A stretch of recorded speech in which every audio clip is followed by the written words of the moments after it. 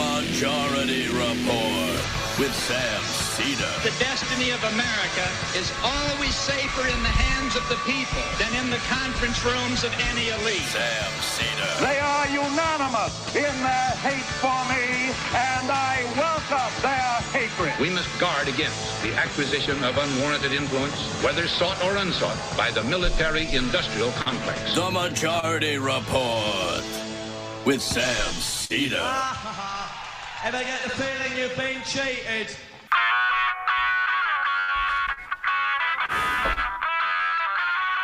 It is Tuesday, January 25th, 2022. My name is Sam Seder. This is the 5-time award-winning Majority Report. We are broadcasting live steps from the industrially ravaged Gowanus Canal in the heartland of America, downtown Brooklyn, USA. On the program today, the United States places 8,500 troops on high alert over potential Russian invasion of Ukraine. Meanwhile, attempts to fashion a Russian sanctions bill stuck on whether to impose them before or after an invasion. Meanwhile, Fulton County, Georgia judges green light special grand jury for the Donald Trump criminal probe. And a federal court throws out Alabama's congressional map as disadvantaging black voters. Meanwhile, a New York State judge rules that New York governor's indoor mask mandate is invalid. Must be legislated. New report, cash aid to poor mothers increases brain activity in babies. And the World Health Organization suggests that Omicron may lead to an endemic. Maybe. New York Mayor Eric Adams wants to bring back the failed so-called anti-crime units. Joe Biden said, well, I can't say it. Meanwhile, Jessica Cisneros endorsed by the San Antonio Express. And Neil Young tells Spotify, it's me or Joe Rogan. Ooh. Not me, Sam Seder. It's Neil Young or Joe Rogan. That'll probably have more of an impact. Probably. All this and more on today's Majority Report. Welcome, ladies and gentlemen. As you can tell, Emma Vigeland is here. Hi. Apparently. Throwing shots already. Yeah, already unleashing the vitriol. God. I don't really do this off air. It's just more like I like to humiliate you in front of however many thousands. I don't find it humiliating. Neil Young is one of America's, well, he's Canadian, but he is one of our, greatest all-time rock and rollers. Oh, yeah. As it were. And so I'm okay, if he's more important. It's hard for me to categorize Spotify. him as a rock and roller because his voice is somewhere in between like a falsetto and a regular tone. There's something whiny about it. I mean, it's great, but it's interesting. I mean, it's folky. It's a little folky, I guess, but I don't know. I'm a fan. I'm a big fan. Me too. I like that. What was it? My Hey Hey song? The Into the Black. Yeah. Mm-hmm. Oh, he's got a lot of great songs actually over the years. Now look, folks, let me just start off by saying many people listen to this program at work. Many people listen to this program with their kids, maybe pets too. I want to just give you fair warning. We are going to play a clip right now of something that the president said to Steve Doocy's son. Beneath the office. And it was caught on hot mic. Nevertheless, the idea that these words come out of Joe Biden, it's disturbing. So fair warning. I'm going to count to 5, give you an opportunity to turn down the sound. And if you have the ability to read lips, to close your eyes. 4. Prepare yourself. 3, 2, one. This is a clip from the White House yesterday.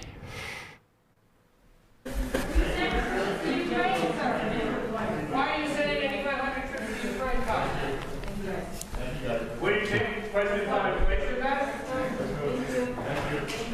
Do you think he placed it as a political liability? That's a great asset. More inflation.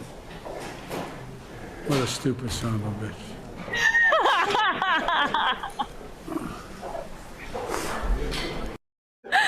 Oh, he's never, I am sorry. He's never I been am more like sorry, ladies and gentlemen, that you had to hear that.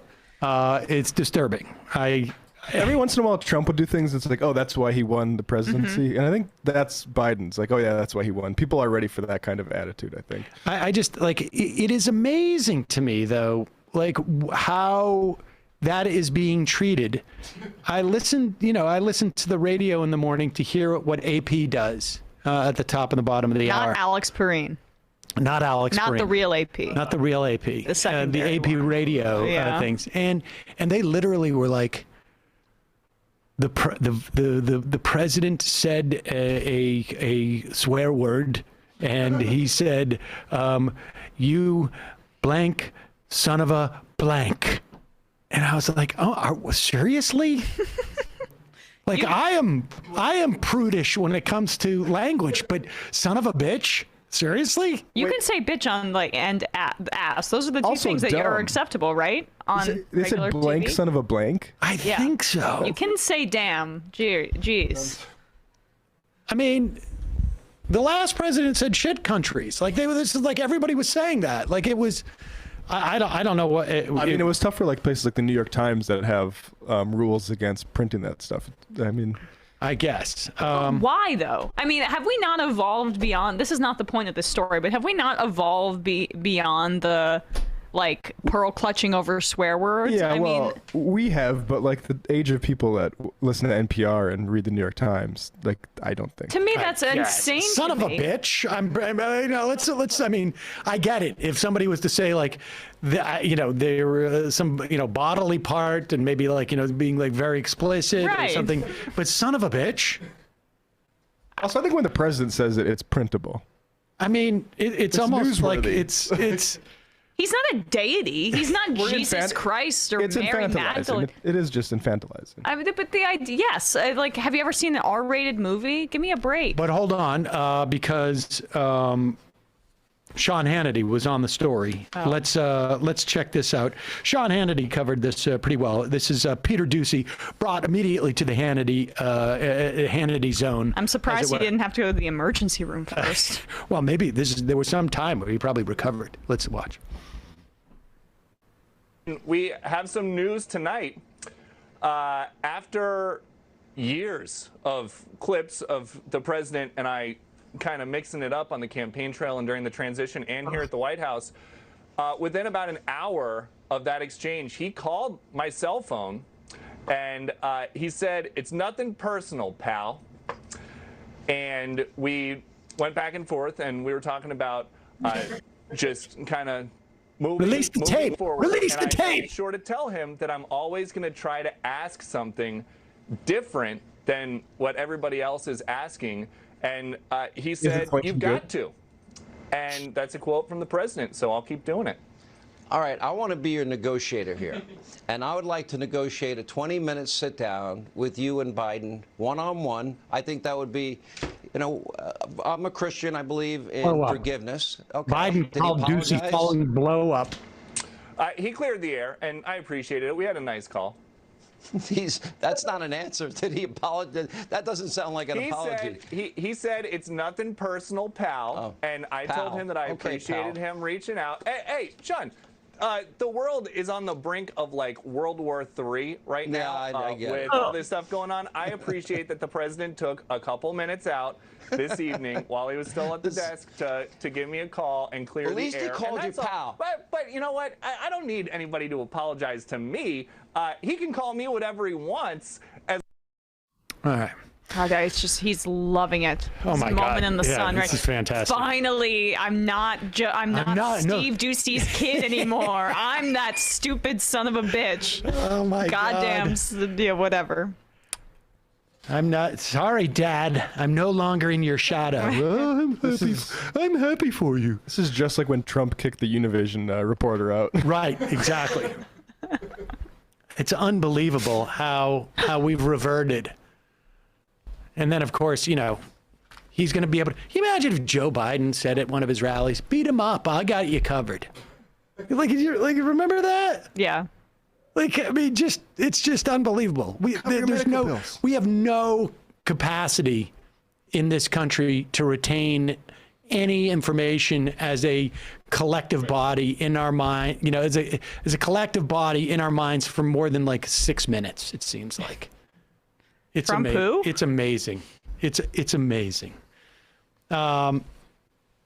Folks, one more day.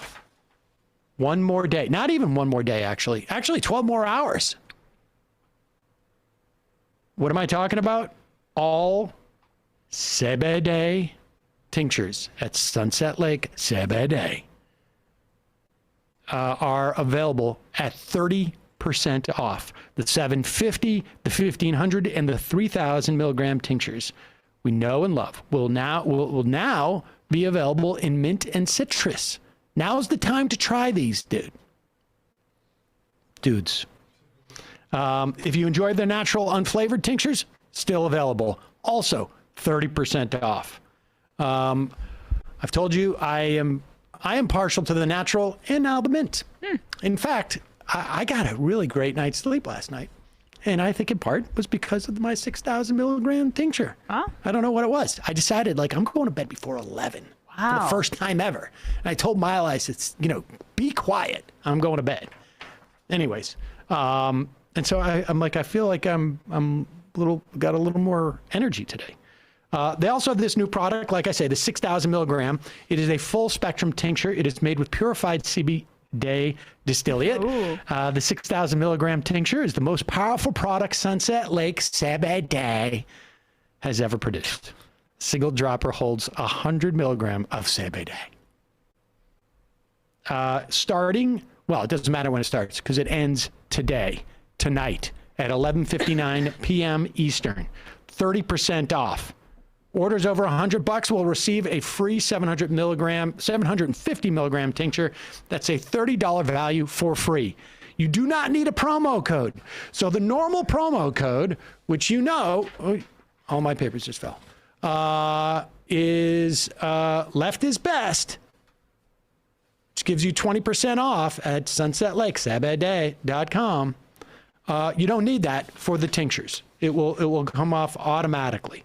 So check it out. I don't know if I need those papers. I see one. Yeah, maybe. I don't know. Whatever. It doesn't matter. Doesn't matter now.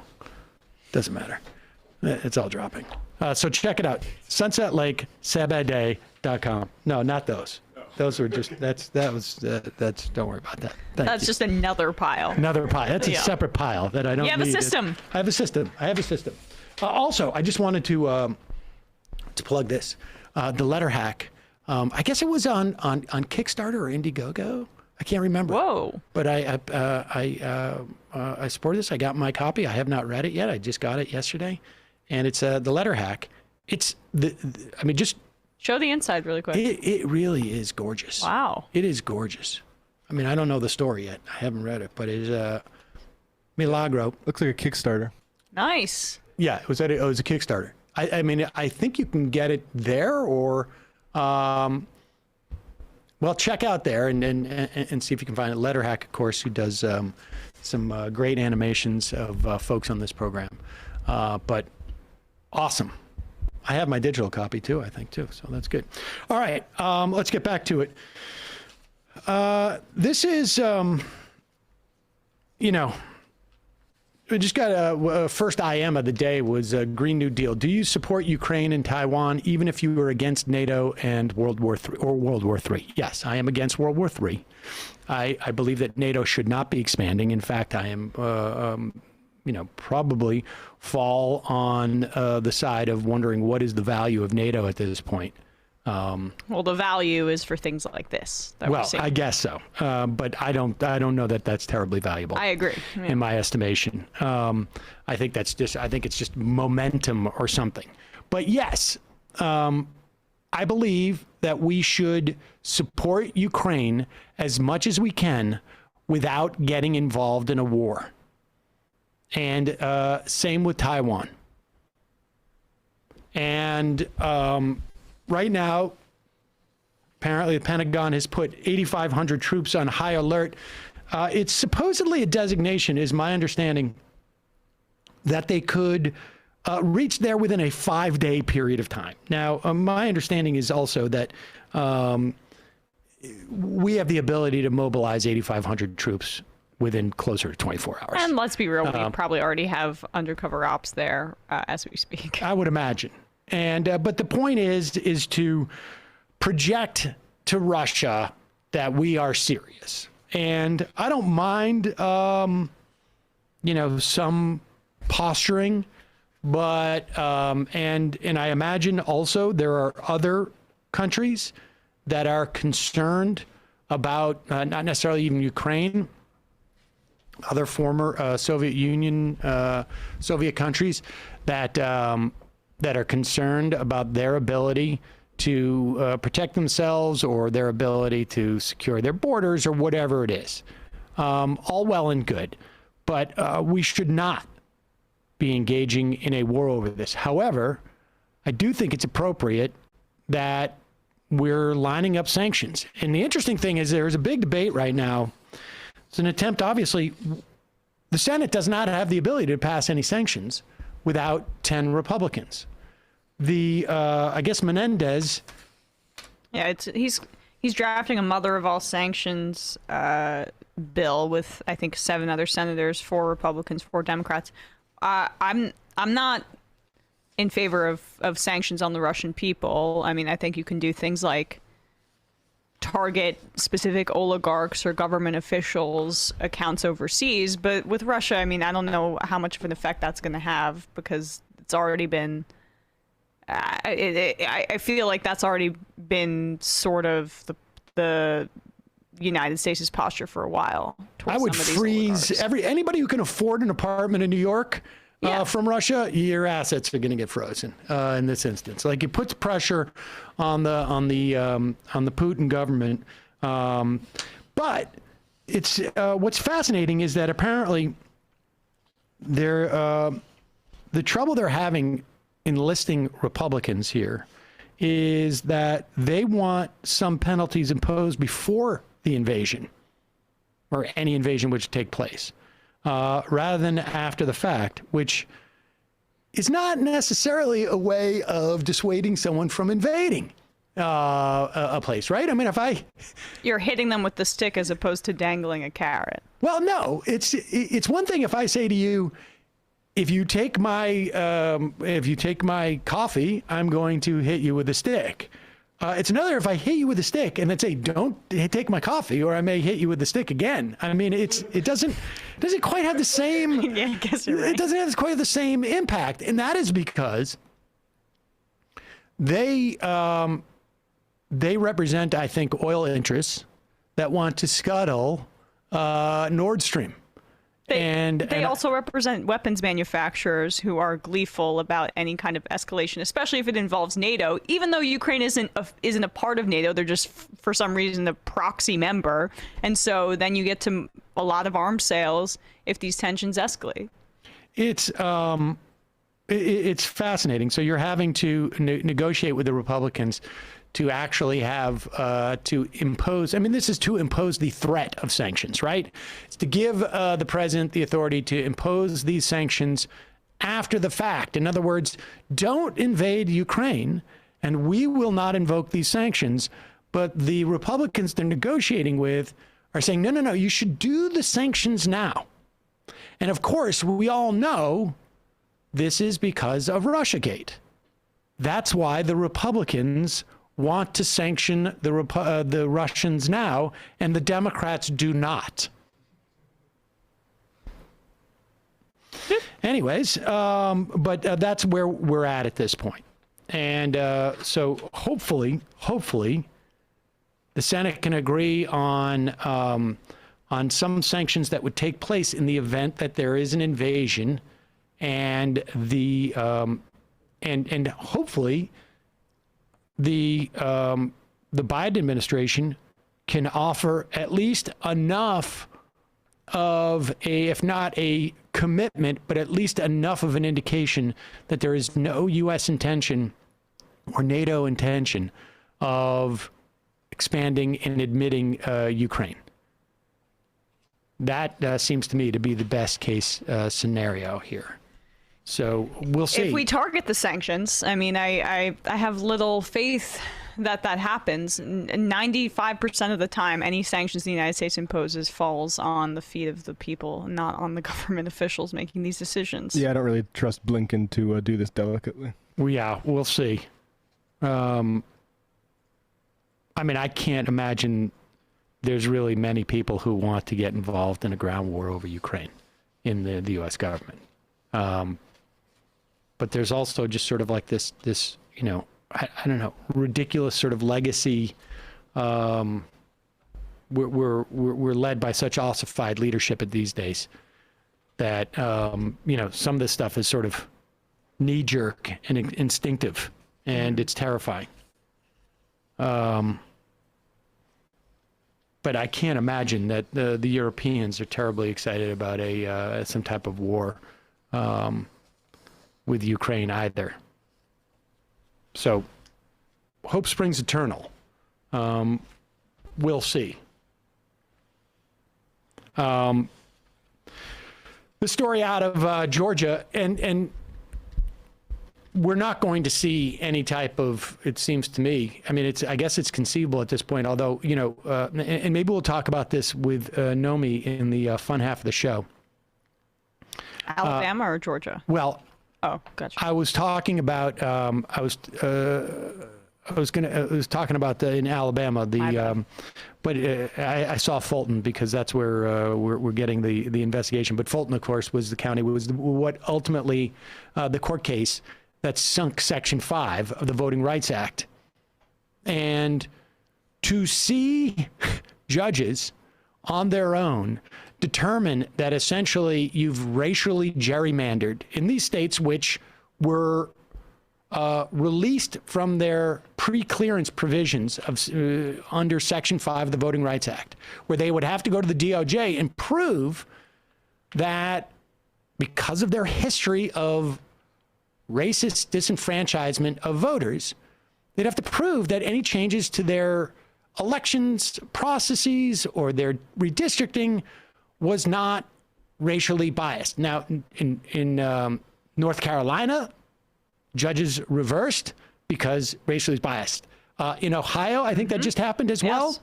There's more cases still winding around in North Carolina, and now it's happened in Alabama. A panel of 3 judges threw out Alabama's congressional map on Monday, ordered state lawmakers to draw a new one with 2 rather than just 1 district that are likely to elect black representatives. You have a population of 27, 1/4 of the state is black in Alabama. They have 7 congressional districts. They have been drawn in such a way so that the vast majority of black people are just in 1 district. I don't have a picture of the districts, but one can imagine what these look like maybe some type of like. Bradley, do you think you can find that? Yeah. I bet you they're pretty like just bizarre looking. And impressionistic. Yes. Potentially. Alabama legislators have 14 days to produce a new map with a second majority black district. I mean, this is how you redistrict, right? And you do this by making 1 district full of either Democrats or Republicans. Maybe if you think that maybe black people are going to vote against you, then you put all the black people into 1 district. And how do you do that? Well, they live in disparate parts of well, I just draw the district like this, and that's the district. And they're saying there should be 2 districts with a majority black population. And because essentially you are denying, according to the judges, equal representation for black people in that instance. Here we go. Yeah, I mean, these bizarre, like, Fun. yeah, these votes. So, and which one? Go back to the full tweet so I can get a sense of. Or it says it here, yeah. The GOP passed Alabama map, keeps black voters packed in just one district. That is Alabama 07 on the left. Which one is 07? The brown. The brown one. And look at the size of that district as I pull out. Yeah, I mean it's. Yep. Yeah. And so and so you just make it include that urban area on the top horn there, which is what they did. You see that 6 and 7? Yes. Yeah. The one right up at the tip there. Yeah, so it's like all the rural area and then the... Then you all of a sudden just sort of like, oh. And to be clear here too, obviously, like the concerns of people living in a city and the concerns of people living in the country aren't necessarily the same. But that's what they wanted to do there. That's what they did. And that's what makes efforts like what we saw, I think, in Illinois recently, where Democrats are fighting fire with fire, honestly, and fighting back and drawing their own district lines. It makes it even more important, because if you can't just because we're against gerrymandering on principle doesn't mean you unilaterally disarm. And let's be clear, it is illegal in this country to gerrymander that creates a racial disparity. It is not illegal to gerrymander for the sake of politics. Now, the Supreme Court at one point, when Anthony Kennedy was on there, Anthony Kennedy said, like, if you can come up with a way in which determining that something's been overly gerrymandered, tell me. And I will get into that gerrymandering. And in fact, social scientists did. They came out with a concept of excess votes that allowed you to determine, at least set a metric. How gerrymandered is this district? Well, essentially, there are X amount of excess votes over a threshold in which over 51%. And so if you have a district where someone's going to win 90% to 10, and then you have other districts where it's like 51 to 49% in all the other districts. This is just an extreme example. Social scientists would say, like, well, there's one where there's clearly people have been corralled into one district to eliminate the votes that could be dispersed out. Yeah. This 3-judge panel was made up of, it's a federal district court. 2 of them were appointed by Donald Trump, one by Bill Clinton. Gives you a sense of just how obvious this is. And this is probably going to go to the Supreme Court. We will see. The Supreme Court, like I say, ruled that federal courts have no role to play in blocking partisan gerrymanders in 2019 after Anthony Kennedy was gone. He waited. They didn't take the case while he was there, punted, and that was it. And this also affects state races as well. I mean, that's key too. When state legislatures are drawing maps, they're also sometimes drawing things. This fight's happening in Pennsylvania right now. The Republican legislature is trying to draw these maps that are in their favor, and a Democratic representative was working with them to ensure a more favorable.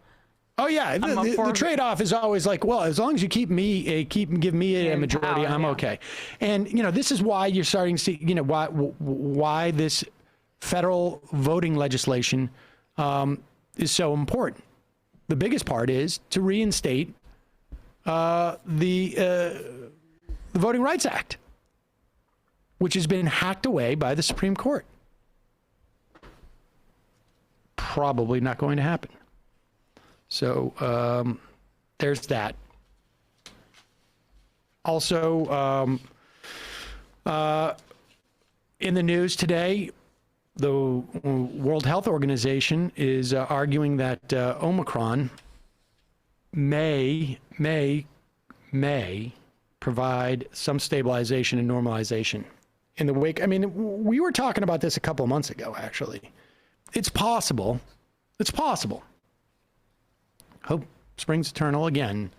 That because we have had so many infections from Omicron in this country, and this is also the case in Europe, the week of January 18th, approximately 1 million children in this country infected with COVID.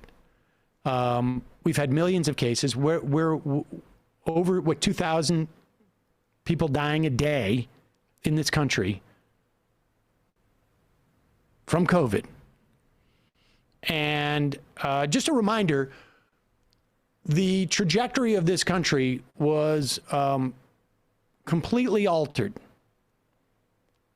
We killed, depending on whose numbers you want to use, hundreds of thousands to 1 million people.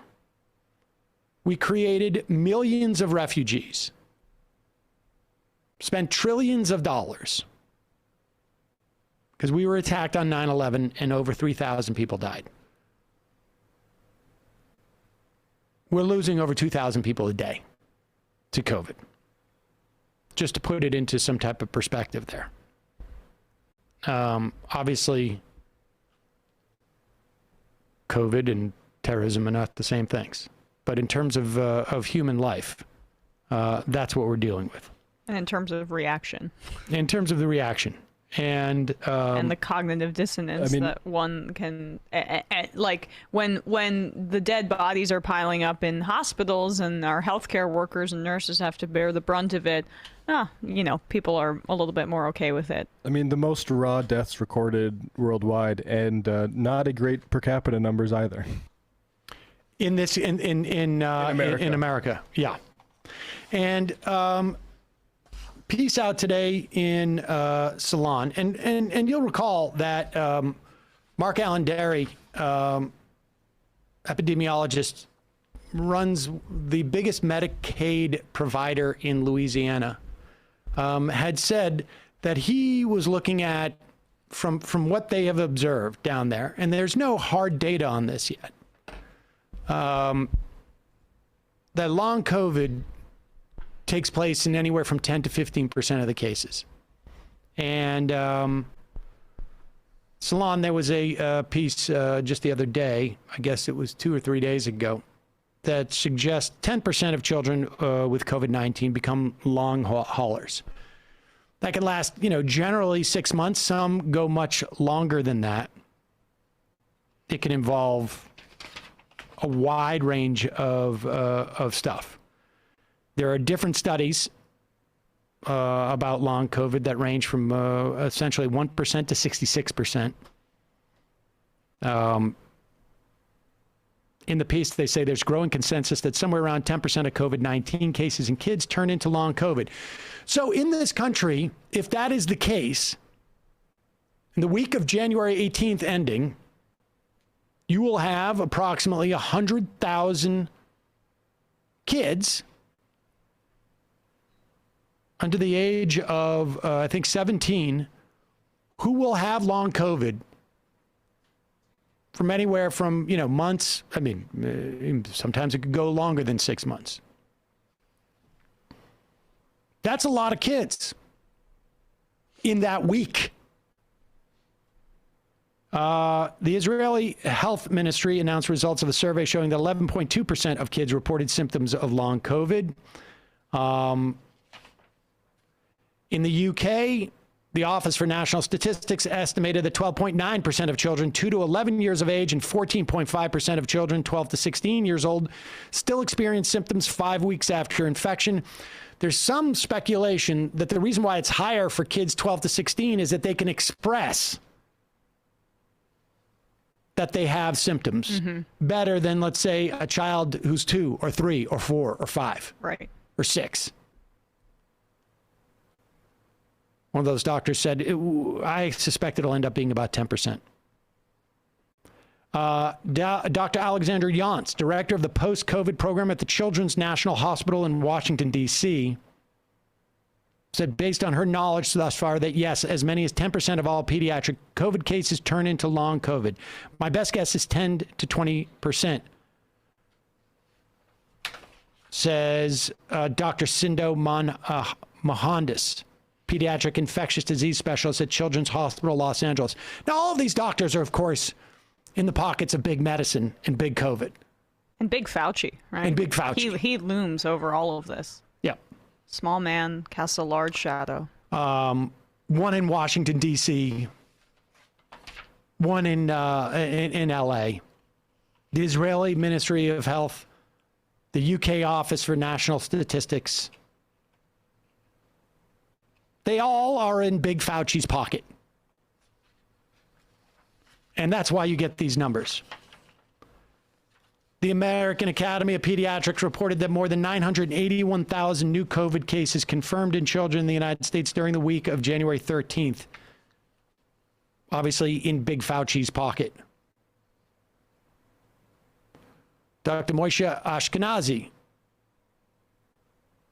director of the new ward specifically for pediatric Omicron patients in Israel, told the Times of Israel, from previous waves, we believe 7% to 10% develop long COVID. But with Omicron, the numbers being infected are so high that if even just 1% of infected children get long COVID, it'll cause more pediatric long COVID cases than Delta. Again, mouthpiece for Fauci. Fauci speaks many, many, many languages. You have to if you're a globalist. Yep. So just to give you a sense of the implications of COVID beyond the fact that we have a couple of thousand people a day dying. And I say that as just a prelude to and there's actually some very good writing. Hopefully we'll have Alex Perrine on this week. He wrote a great piece about this, but I've seen some others. Basically saying, like, you hear all these people complaining about how much they're having to give up for COVID, as if COVID is listening. As if everything's not open right now. As if bars, as if restaurants, as if gyms, as if concerts, as if sports events aren't all open right now. Everything is open. Everything is open. And we're in New York, and everything's open. Yeah. And everything is open, but people are talking as if like COVID, like here is Barry Weiss on with Bill Maher. And it's amazing, like, you know, in California, where everything is also open. Sorry, Matt. I was just gonna say these are two people of the left, supposedly. Yes. Yes, here we go. I'm done. With this question? No, I'm done with COVID. I'm done. It's like I went so hard on COVID. I sprayed the Pringles cans that I bought at the grocery store, stripped my clothes off because I thought COVID would be on my clothes. Like, I did it all. I watched Tiger King. I got to the end of Spotify. Like, we all did it, right? No, we did not do it. Well, here's the thing. A lot of us did do it. And then we were told, you get the vaccine. You get the vaccine and you get that. Pause it for 1 second. I mean, just think about it like this. Like, this is honestly the type of conversations I had with my 8-year-old son. You told me that we were going to go skating today. I'm sorry, the ice skating rink is not open today. They've got another function. But you told me that we were going ice skating. You promised. Yeah. You lied to me. Well, no, I didn't lie to you. I thought we were going to be able to go, but it turns out that they have ice skating. They have hockey practice at this time. You lied to me. I mean, this is what she sounds like. It's a mix of that, and it's a mix of every rich, pretentious person, if you've ever met them at a cocktail party too, right? Like, the concept of her doing COVID, or whatever she describes it as, is her having to wipe down her Pringles cans and watch Tiger King. a reminder of the ramifications of COVID, as opposed to like you having to watch Netflix and washing your groceries for the first month of the pandemic. The frontline workers who are most affected by this, they're the ones doing COVID. The people who actually have to treat COVID patients, the cancer patients whose hospital beds are taken up because there are so many COVID patients, the nurses that have to deal with it, the people who are working at McDonald's or whatever food store that you buy your food from, they're the ones doing COVID. Parents not having Barry to figure Weiss. out how they're going to take care of their kids when they've got to go in for work. Parents who've got to deal with their kids who lose their parents. We have hundreds more of orphans in thousands this country of than orphans. yes. Yeah, I said this yesterday. I said I'm so done with COVID people, and some guy responded to me, an adult I presume, but like, what do you want me to wear a mask forever? And it's like, how about just when there's a pandemic, like putting the hospitals under strain, you fucking baby? Oh my God! And meanwhile, she's sitting on a TV set 4 feet away from somebody, as if like you could look at this from the last time she was on this show. Which I don't know, as far as I know, was last week. I don't watch Bill Maher. She could be on every week, as far as I know. And there is no difference. There is no discernible. Oh, I had to wear a mask on the airplane out here in first class. It was so difficult. Or I had to take a test. I had to stick something up my nose. Is there any more to this? Yeah. Yeah. You keep playing. The aggrievement continues for this wealthy woman who went to an Ivy League school and then was on the New York Times. She's the victim. A lot of us did do it. And then we were told, you get the vaccine. We were told. You get the vaccine and you get back to normal. And we haven't gotten back to normal. Oh. And it's ridiculous at this point. I want a return society. The biological data broke its promise to me. Can I return society? Can I see the manager, please? I mean, we've returned to evictions. We've ended the pandemic unemployment. Like a lot of things are getting back to normal. Yeah, exactly. Yep. All right. No unemployment benefits for people. No more earned income tax credits for people. No more stimulus. No. I'm just so oppressed by the fact that they're giving out free masks now. This is all just Koch brothers boss propaganda, and it's amazing to me how people can't see through it. Yep. Keep going. Oh, and Bill Maher's eating it up. Are with me on this, and they do not want to say it out loud because they are scared to be called anti-vax or to be called science denial or to be, smeared as a Trumper. I'm sorry, if you believe the science, you will look at the data that we did not have 2 years ago, and you will find out that cloth masks do not do anything. You will realize that you can show your vaccine passport. She's a frickin' liar. Cloth masks don't help as much as N95s or KN95s or KF94s, and different types of cloth help more or less. But if I've got to go into a space for 5 minutes, if I've got to run in to the supermarket or into the drugstore or whatever it is. I mean, I walk to work with my cloth mask. And if somebody's wearing the cloth mask and I'm wearing the cloth mask and they've been wearing it in that space and I've been wearing it in that space, I get about 5 minutes that I wouldn't otherwise have. So she's lying. But continue. I mean, with it whining about this. You know what? Doctor, you told me that it would take me 6 weeks to recover, but it only took me 4 weeks to recover. I want money back. And also what cloth masks can do too is limit the viral load. So if there's stupid. If you do get COVID and it's going to be a cold like they keep saying it is, which for a lot of people, of course, it's not 2,000 deaths a day, a cloth mask can mitigate that as well. But it's also at the time, I'm mad that the science, that they didn't have enough data. I've been cheated. This is like a baby. Tony. Why didn't the scientists go force the Chicago teachers back into the classrooms? Like, what are we talking about? What actually happened that these people are mad at? They've gotten everything they've wanted, except like we still have to like wear masks occasionally. Yeah, it's just unbelievable. And you know what? Broadway play, she could do whatever she wants. There's no limitations in this country right now. This isn't other nations have, you know what, China's zero COVID policy. I want 5,000 people dying a day before I feel like I'm free. Continue. At this point, I know that so many of my liberal and progressive friends are with me on this, and they do not want to say it out loud because they are scared to be called anti-vax or to be called science denial or to be, you know, smeared as a Trumper. I'm sorry, if you believe the science, you will look at the data that we did not have 2 years ago, and you will find out that cloth masks do not do anything. You will realize that you can show your vaccine passport at a restaurant and still be asymptomatic and carrying Omicron. And you will realize, most importantly, that this is going to be remembered by the younger generation as a catastrophic moral crime. The city of which is 80%, I think, minority students, has just announced indefinite virtual schooling. In the past 2 years, we've seen among young girls a 51% increase in self-harm. People are killing themselves. Self-harm? They are anxious, they are depressed, they are lonely. That is why we need to end it, more than any inconvenience that it's been. We need to end it? It's a pandemic.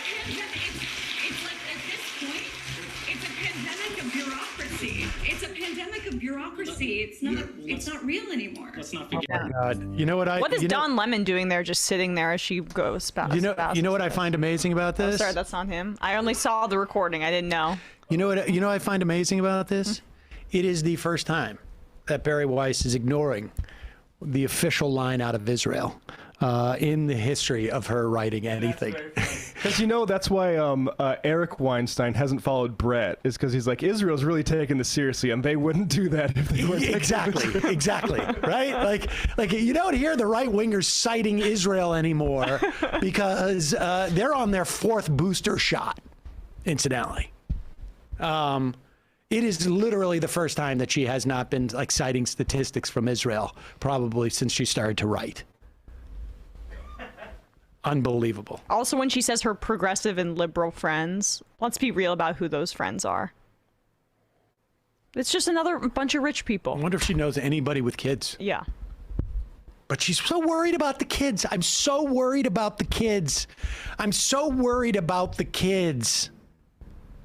Not so much of the 10%, the 100,000 that got long COVID last week. Also, what does she want to do for Flint? Does she want to, like, you know, give a bunch of federal funding to these schools in addition to Flint that are all, like, really struggling? How many articles did she write when she was at the New York Times in the most prominent editorial platform maybe in the world?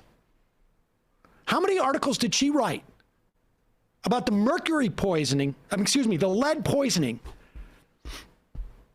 You literally had a massive jump in special needs requirements at schools in Flint because of the lead poisoning of those kids. How many of her articles were dedicated to that? But now all of a sudden she's worried about the kids. And that's all these people. But by the way, they find something like, look at me. This is my concern. No, it's not. You're using it as a rhetorical concept. Yeah, I'm going to use the kids as a bludgeon to basically kill other people. It really is disgusting. It's disgusting. And it's way outside the IDW too. There's all sorts of people going in for this line these days. Oh my God. Yeah, it's everywhere. It's all these really thoughtful people. Yeah, we could just go right through it right here. Let's start with Ben Shapiro. Oh yeah. Ben Shapiro also probably the first time he's ever not cited Israel's practices without putting them paramount, their perspective on something. Here he is. He is now also, remember, he was against the testing mandate that the Biden administration put out for companies of more than 100 people. You either mandate, you either test everyone with an exemption if they're vaccinated. Frankly, I would have been okay with, you got to test everybody too. But just how about a testing mandate, period? No exemptions. But that was too expensive for companies to do. That's basically what it came down to. Here is Ben Shapiro. Is he in office? Where is he? Oh, he's traveling. Yeah, he's here we go. Executive suite. I'm in an executive suite. He's on the road. If you are staying home because you were, quote unquote, near somebody who tested positive for COVID, I don't know why you're even testing. If you're asymptomatic, you should not be testing at this point. Bottom line is this. If you are sick, then you should probably stay home. When I say probably, I got to be honest with you. I don't know why. Like, I really don't know why. Like, unless you are seriously ill, I don't understand why you would stay home at a point when everyone will get Omicron. Everyone. Okay, you staying home is not going to prevent your friends from getting Omicron because they all have Omicron because everyone is positive for Omicron. Pause it for 1 second. Pause it from 1 second. When was this done? Monday? Yesterday? Put up the graph of Omicron infections in this country. Now, this is something that everyone predicted a month or two ago. I thought we would hit the peak on January 16th. When I canceled the show or postponed the show, I was like, that's probably going to be the peak. It is starting to drop. Now, everyone is not going to get Omicron. Granted, 1 million kids got it the week of January 18th. We know data suggests 10% of them will get long haul COVID. Some percentage will die. Over 2,000 people dying a day in this country. Over 2,000 people a day. And this guy is saying, I don't know if you should stay home if you've got symptoms. If you're sick. Everyone's going to get it, as if like maybe spreading out how fast people do get it is maybe helpful for like how the kind of care they get in the hospital, for instance. There are plenty of stories of people who have been turned away from hospitals, people who have died because they could not get care for other ailments because the hospitals have been filled up. The cost of getting tested now for the individual is zero for your first 4 tests now, because the government will send you 4 tests. Well, they don't like that either. COVIDtest.org. That's the tyranny Taxpayer of big money. government, yeah. Let's play this. I don't know why you would stay home if you're sick. I don't know why you would stay home, he says. Just go give it to people because everyone's going to get it. That's his literal advice. That's what he They're said. back to herd immunity. Yep. They've got no other. They've got nothing else in their quiver. I wonder if his family has caught it. Has his kids gotten COVID?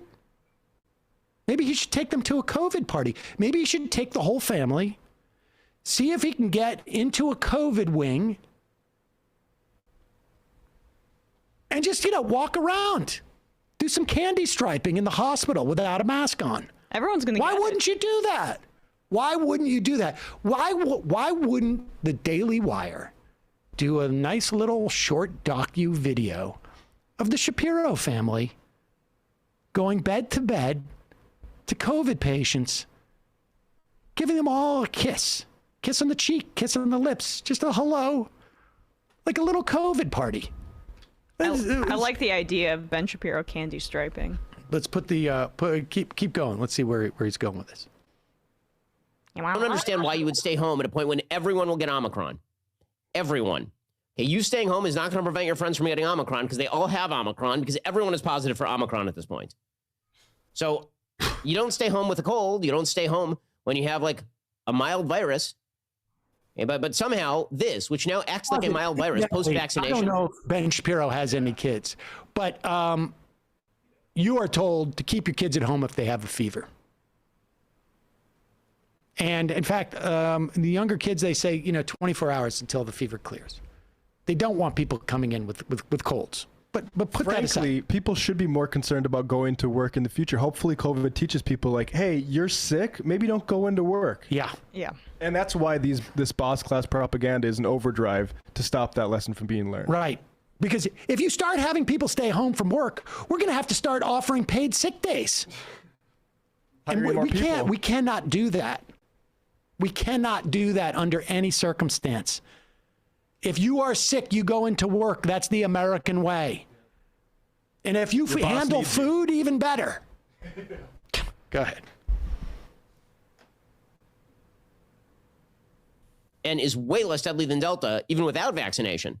And certainly if you have natural immunity, which again has now been proved to be more durable than vaccine immunity, if you have all those things, then I'm not sure why we are still acting as though staying home is inevitably the proper strategy here.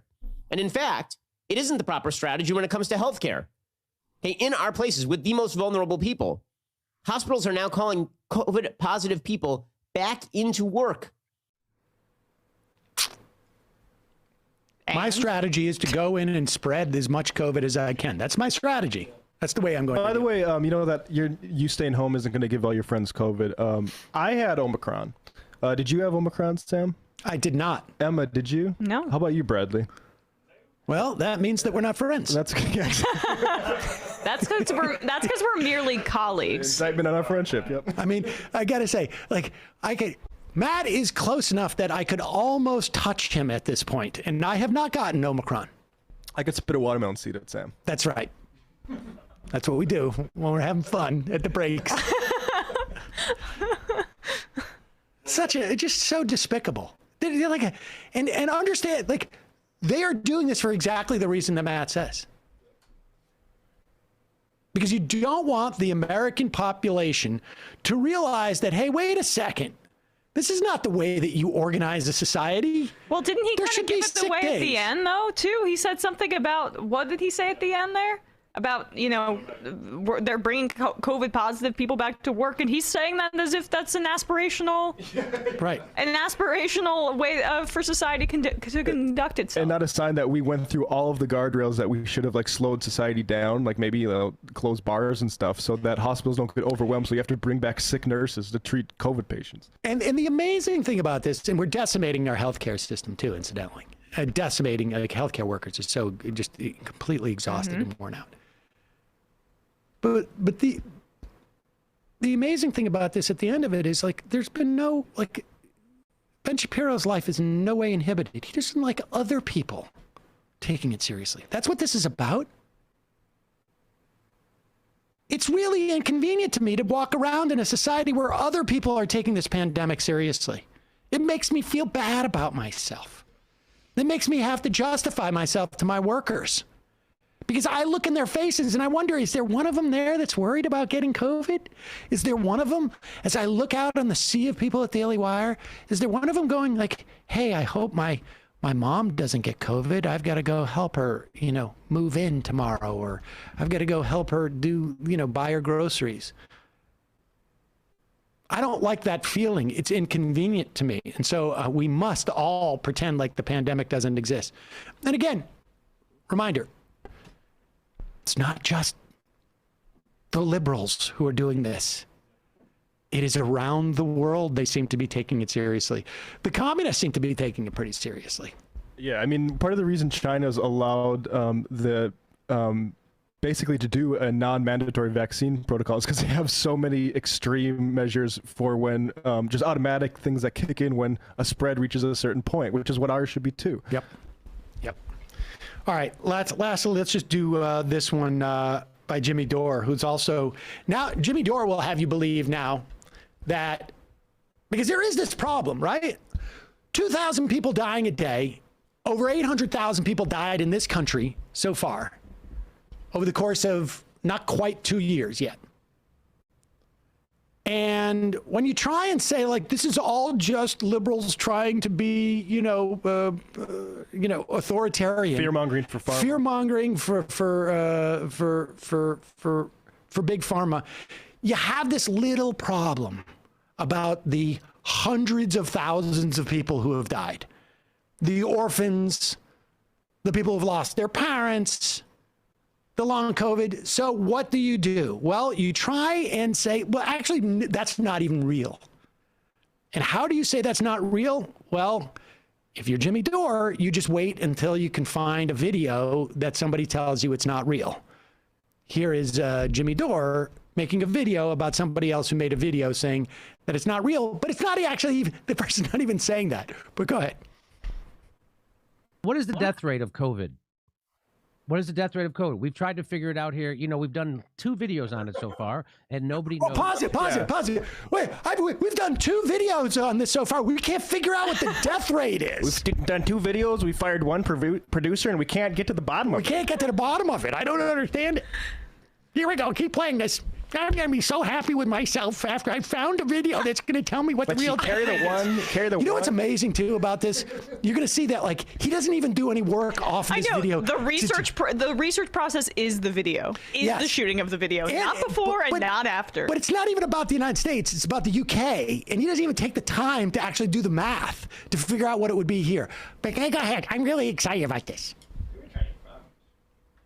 Well, I think a lot of people know, but they're not telling us what the real COVID death rate is. Well, our friend, Dr. John Campbell, over across the pond in the UK, they did a freedom of information request for in the UK from the British government or England government or UK government. They have that also, the Freedom of Information Act in the UK. Yeah, I didn't know. Right? This is when I found out about it through this. So let's watch. Wow, John Campbell is going to tell you what the real death rate is in the UK, and the answer is going to surprise you. Here we go. Well, welcome to today's talk. It's Thursday, the 20th of January. Now, there's been an awful lot of debate about deaths in this pandemic. And there's a new Freedom of Information request release from the United Kingdom that shows the number of deaths actually solely attributable to COVID may be way lower than anyone had thought. What? And if this data applies to the UK, I'm sure it applies to the United States, Canada, European countries, all the others. Are you a doctor? Are you a doctor? He's no Tony Science. So you mean all the stuff that they've been saying for 2 years straight about the death rate has been bullshit? Well, let's find out. I don't know. Find out. We can't find out. Advanced economy countries, it will also apply to, I would imagine. Now, it's interesting. Let's look at it. So here we have, this is the 30th of March 2020 to the 7th of January 2022. In other words, this is basically this is the time of the pandemic when people have been dying, up to the 7th of January. Office for National Statistics, obviously, it's a couple of weeks behind, but it's not bad. 127,704 excess deaths above the 5-year average. So do you understand what that means? So the normal death rate, they had an excess of 127,704 extra deaths that were over the average normal death rate. And people attribute that to COVID. So that's what he's saying there. You see that? Okay, just want to make sure. We have often thought that this is perhaps the most accurate way to look at deaths. Not so much who died from what, when, but how many more people have died than we would expect. The difference being, of course, we've been living through this pandemic. So that's probably a pretty good indicator. But this next one here, official data. Now, this is deaths within 28 days of a positive test. Now, this is data as of the 19th of January, so it's yesterday, always up to date, a day late. Well, it's a day late.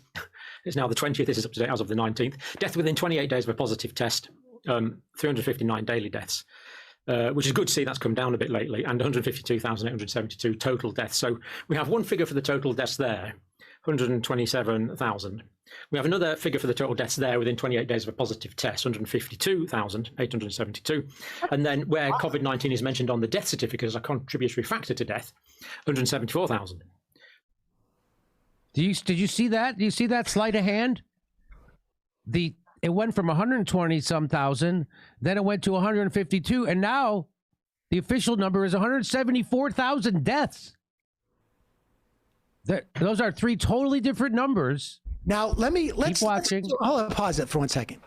Let's just stop and think for a moment. We're doing a video so we can do the research. Jimmy Dore's friend across the pond says that there are only 130,000, 127,000 excess deaths over the course of those 2 years, but the COVID numbers are at 174,000.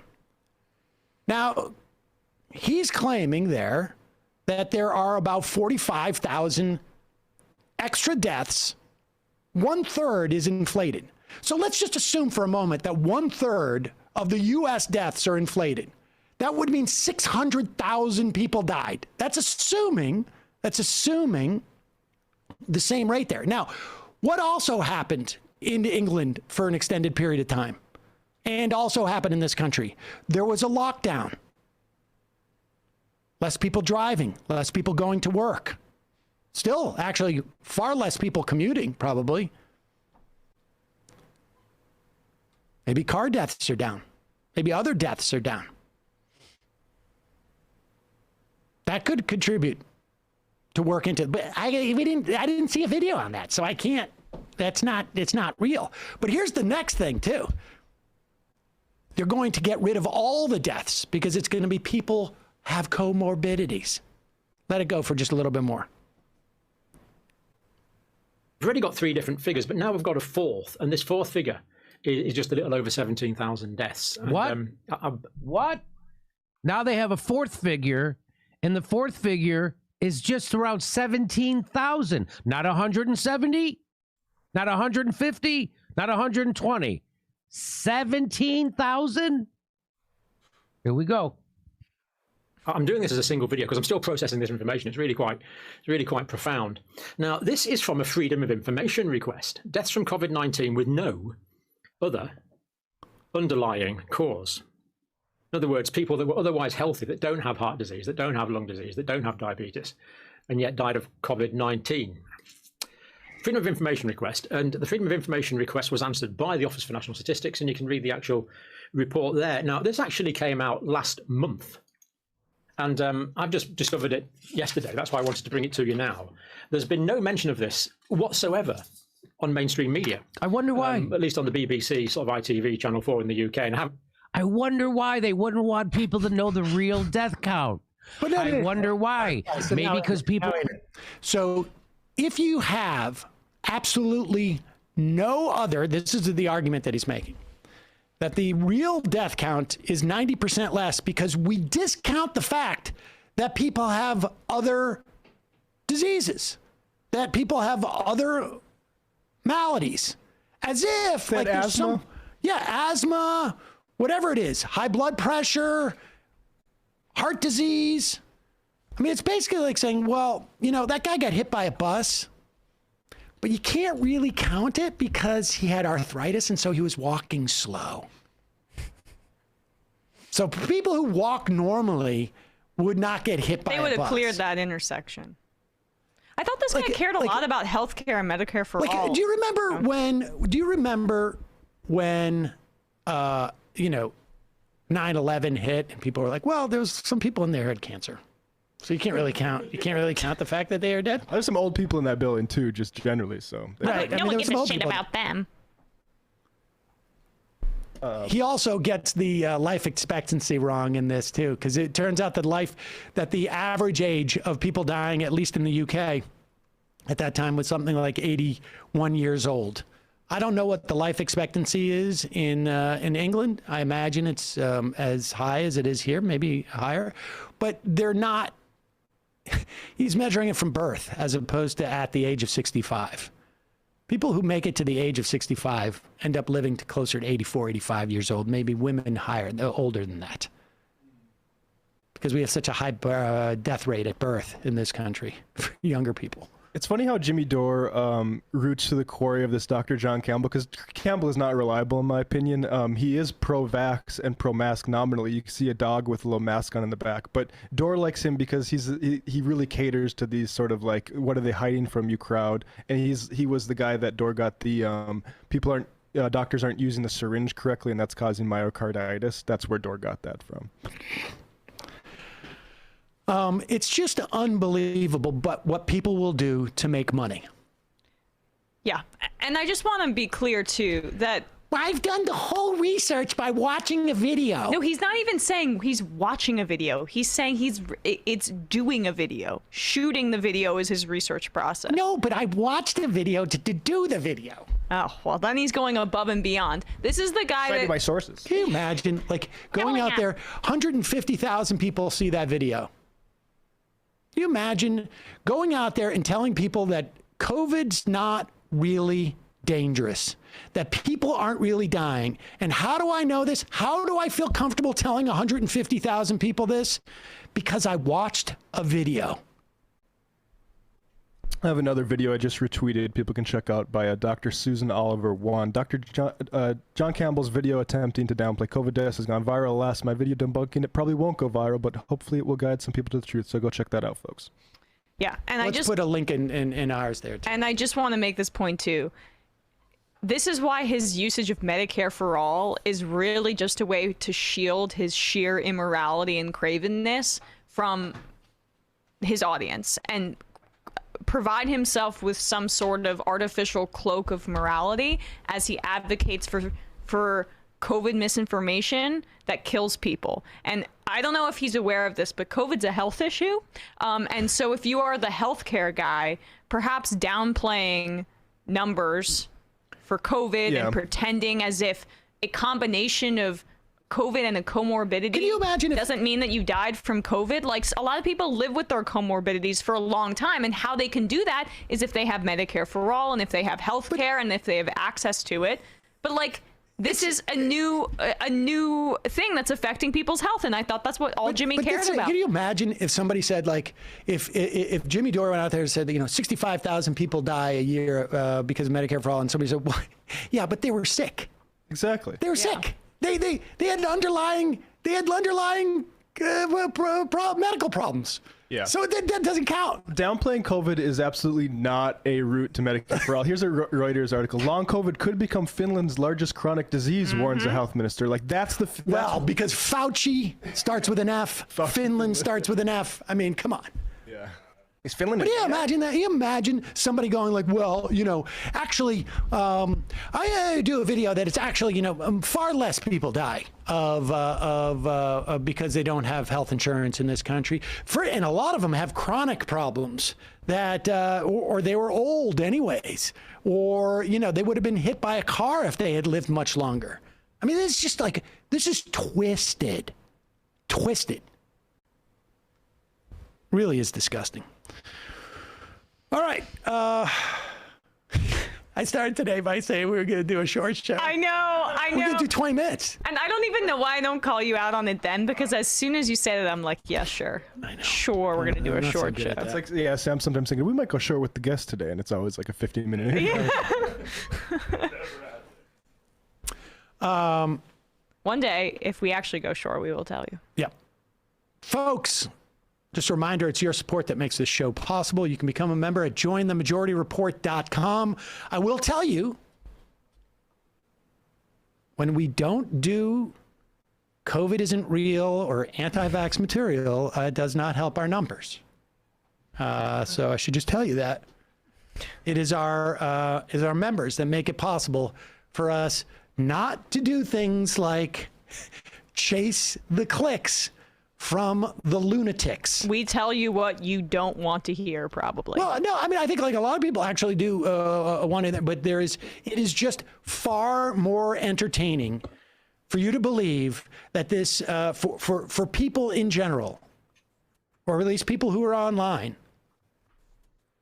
that all of this is just a secret plot. It's a secret plot.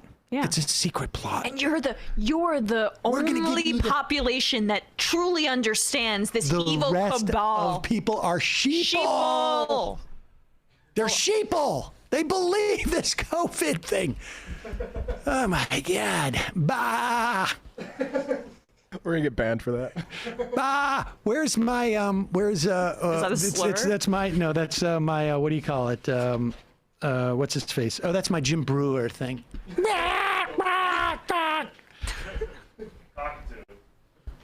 A cockatoo.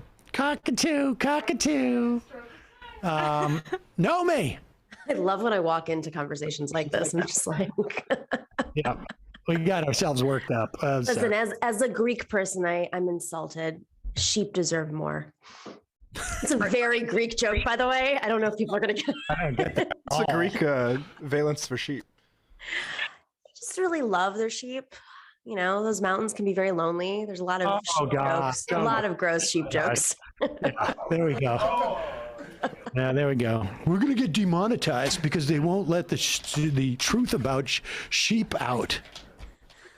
No, we're going to get demonetized because Nomi just told a ethnically offensive joke about Greek people. I am Greek. I don't know if it's I'm not offended.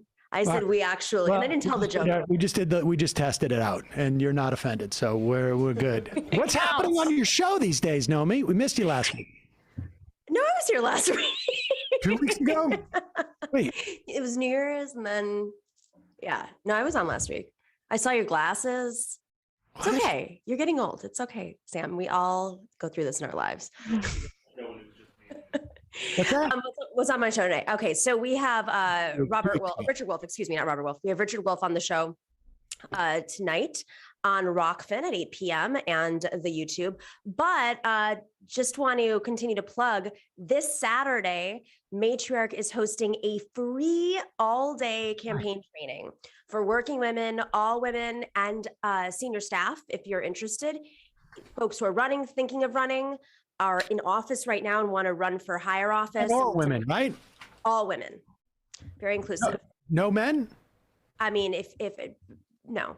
I mean, if you're a staff member, yes, that's okay, yes, that's included. So okay, It's so about candidates, but anybody who's helping women candidates. Exactly, and you can go to matriarchtraining.com, sign up. We'll follow up with a little form. It's virtual. Great speak. We have Sarah Nelson speaking, Jane McAlevey, Carmen Yulín Cruz, the former mayor of San Juan, Puerto Rico, who's a co-chair for Bernie in 2020.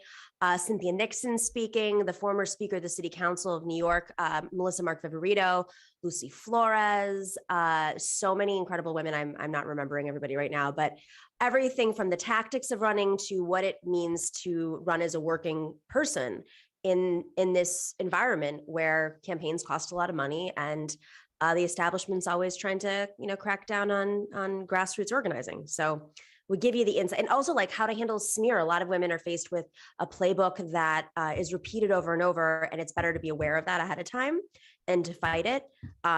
We have a lawyer who's going to be talking about some of the legal sides of campaigns, but it's really fascinating. The people who created Bernie's America ad are going to teach you what your narrative should be about and how to make a great ad. It's definitely, I'm excited. I'm just going to watch. and there's no part of the program that is like, we're done with COVID. No sheeple, sorry. We believe organizing works a little bit differently. Oh, all right. That makes sense. Okay. That's you should stop by, Sam. You can share your lessons. And Emma, maybe you should. Yeah. Saul's got a play date. We're actually going skating on Saturday. Fun. Oh, this is Saturday? Saturday. January 29th. Maybe I will, yeah. Yeah. Fun. Matt, what's happening in the Matt Leckian media universe? Tomorrow night we have Marshall Steinbaum, economist at the University of Utah, on to talk about this myth that relieving student loan debt would be regressive, and why there is so much invested in perpetuating that myth. So patreon.com/leftreckoning, folks, check that out. All right, folks, don't forget, you can get tickets to our Boston show at majoritylive.com, majoritylive.com, Boston show, May 15th, 2 p.m. What else? Don't forget the AM Quickie, amquickie.com. Sign up, get the newsletter, get the news you can use early in the morning, every day. I love that email form. I'm going to get my family to sign up for it, I think. And they can also become members of the show at jointhemajorreport.com. They can, but I think they're more likely to read it. Like they don't listen to this. All right, great. I think my mom is doing both.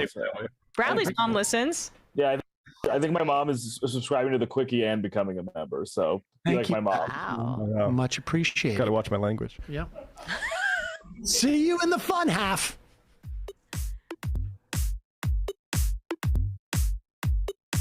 Left is best. Jamie and I may have a disagreement. Yeah, you can't just say whatever you want about people just because you're rich. I have an absolute right to mock them on YouTube. He's up there buggy whipping like he's the boss. I am not your employer. I'm tired of the negativity. I'm sorry. I didn't mean to upset you. You're nervous. You're a little bit upset. You're riled up. Yeah, maybe you should rethink your defense of that, you fucking idiots. We're just going to get rid of you. All right. But dude. You want to smoke this joint? Yes. Do you feel like you are a dinosaur? That's some good shit. Exactly. I'm happy now. It's a win-win. It's a win-win-win. Oh, hell yeah. Now listen to me. 2, 3, 4, 5 times. 847-906-501-457. 238 56, 27, 1/2, 5 eighths, 3.9 billion. Wow. He's the ultimate math nerd. Don't you see? Why don't you get a real job instead of spewing vitriol and hatred, you left-wing Limbaugh? Everybody's taking their dumb juice today. Come on, Sammy! Dance, dance, dance.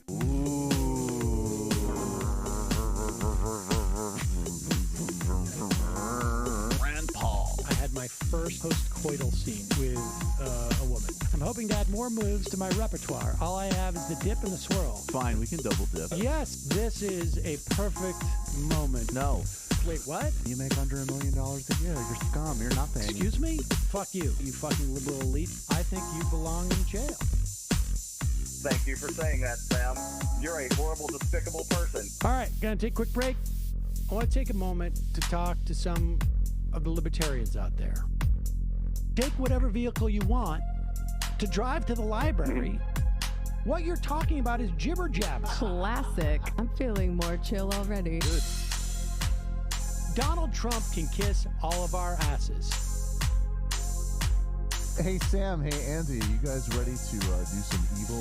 Hitler was such an idiot. I think I might be a Nazi. Agreed. No. Death to America.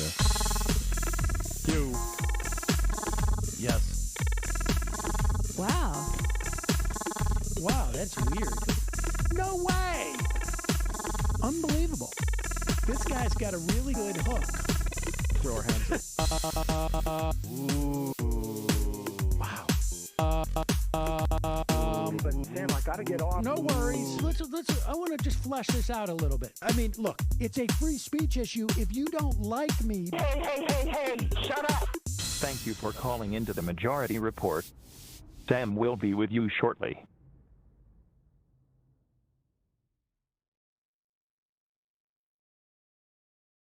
Can adults do that too? I would totally do that.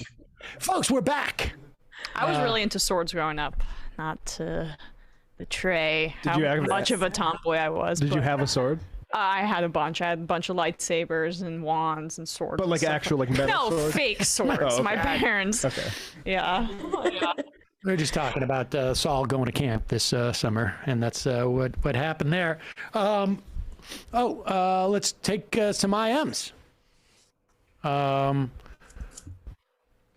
Left-handed stranger. Pause the stream. I can't find my cashews or AOC interview planner. Emma. My dogs lick each other. Okay, and I'm not going to do that. I was watching a France Channel 24, and one of the economists on there was saying that Russia's economy is so small that they're not going to care about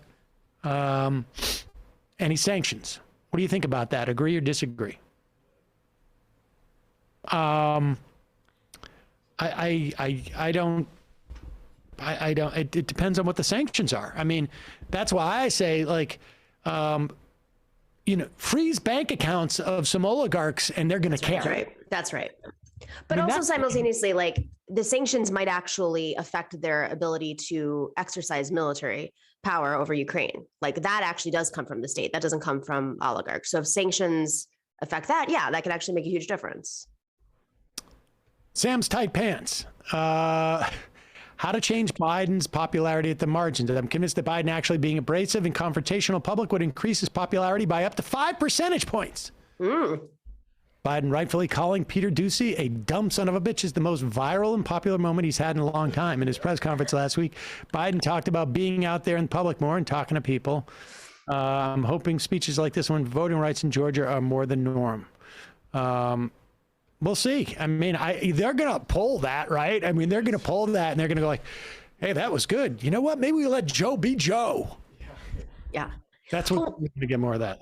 What I thought is interesting is, like, I watched that press conference and how many people from, like, Newsmax, and I don't know if OAN was there, if that's still functioning, but they have a lot of folks in that room that I'm really surprised they're even giving the stage to, because, they're just, like, running with it. They may have some strategy. It'll be interesting to see where they go for this. Deep Hove, yay for Nomi for having Richard Wolff on. I've been wondering why Sam hasn't had him on. He'd be such a great guest. Get on that, please. We've had him on. We've had him on before. I mean, it's been a while, I guess. Kid tested. I mean, that's a weird thing. It's like, I can't remember. I can't remember last week, but it feels like we had Richard Wolff on probably like 2 months ago, but I would probably bet it's now like, I don't think since I've been on like the a show. year and a half. Yeah, yeah. Like it's weird how that happens to me. Yeah. Kid tested Politburo. That nefarious, terrible hot mic moment has a negative energy that emanates from a Seder Heidecker interview just uncalled for. I unfortunately got COVID last week, and thankfully for me, it's basically an ear infection, bad cold, but it still sucks. Who wants to get sick? Bunch of psychos. Also, I've had 3 shots and always wore a mask, so it could have been much worse. Oliver Wendell Homeslice. Joe Manchin's only weakness is a small thermal exhaust port right below the main port. It's ray shielded through, so you have to use a proton torpedo. Many interns died to bring us this information.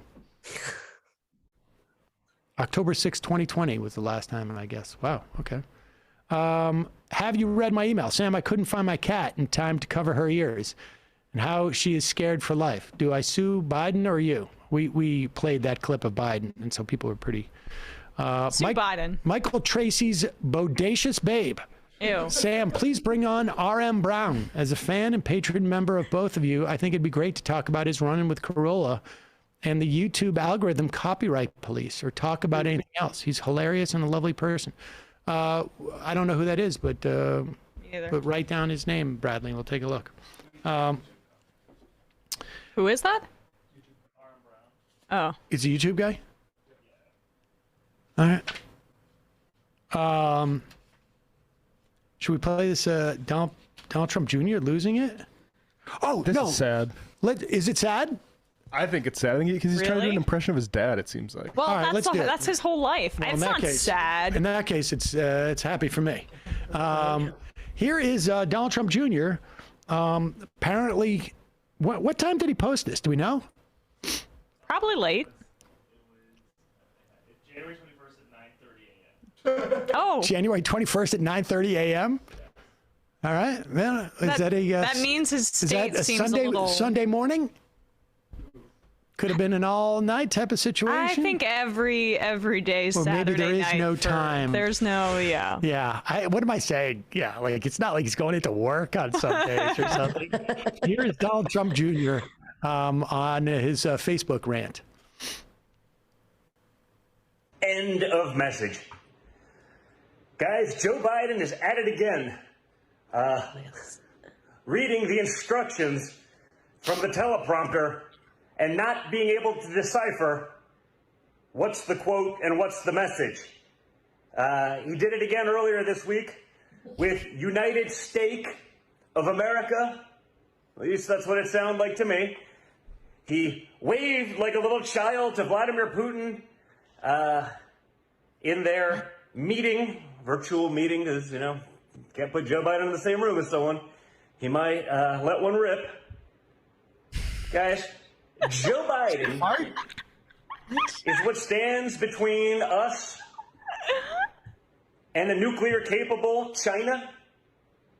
Joe Biden is the guy they're going to call at 3 in the morning. Hillary? If there's a serious crisis with Russia, the guy that can't tell when he's supposed to stop reading the instructions. He's like Ron Burgundy, but with a real role, right? You put it on the teleprompter, Joe will read it. And it's not like he's new to this. It's not like he hasn't spent his life doing this, Half a century in the United States Senate. He still Can I ask you a tell. question? I don't understand. Does he have some type of does he need glass? Does he realize how close he is to the camera? He's yelling and he's holding his phone like this and he's yelling to the thing. United Steak of America actually sounds like a great restaurant name, but that's... I mean, it's very...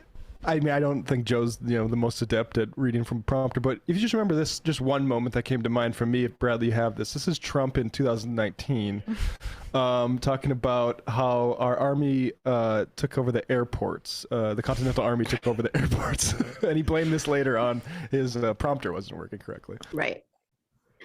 Okay, play this. Continental Army took over the airports? 1781. Well... Oh, you have already. The Continental Army suffered a bitter winter of Valley Forge, found glory across the waters of the Delaware, and seized victory from Cornwallis of Yorktown. Our Army manned the airport. It ran the ramparts.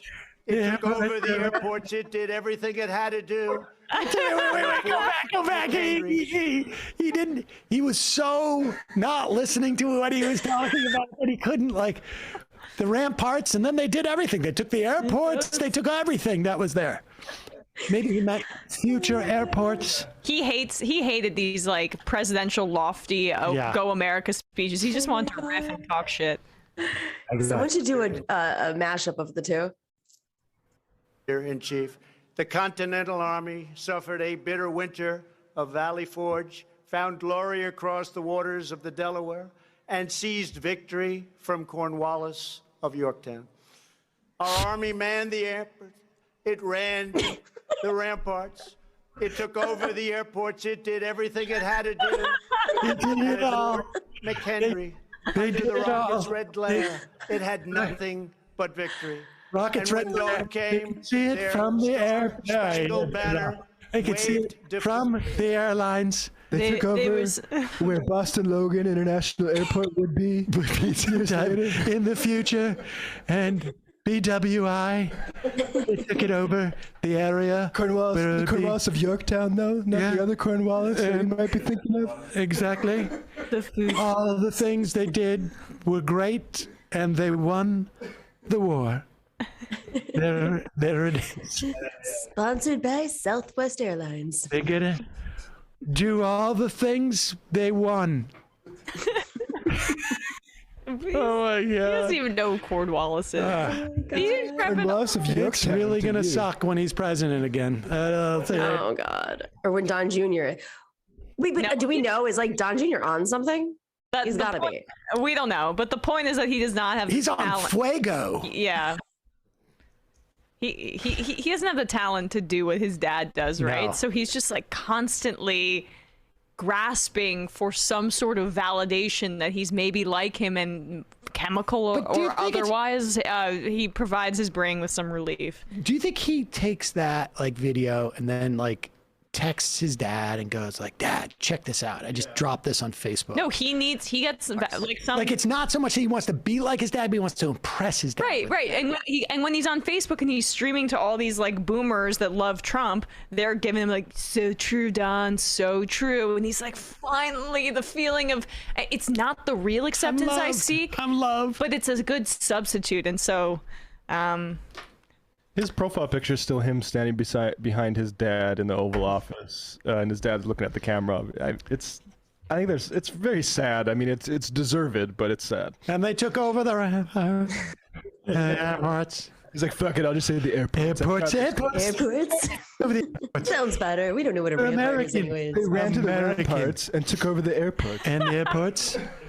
And the ramparts. Tanks and the airports.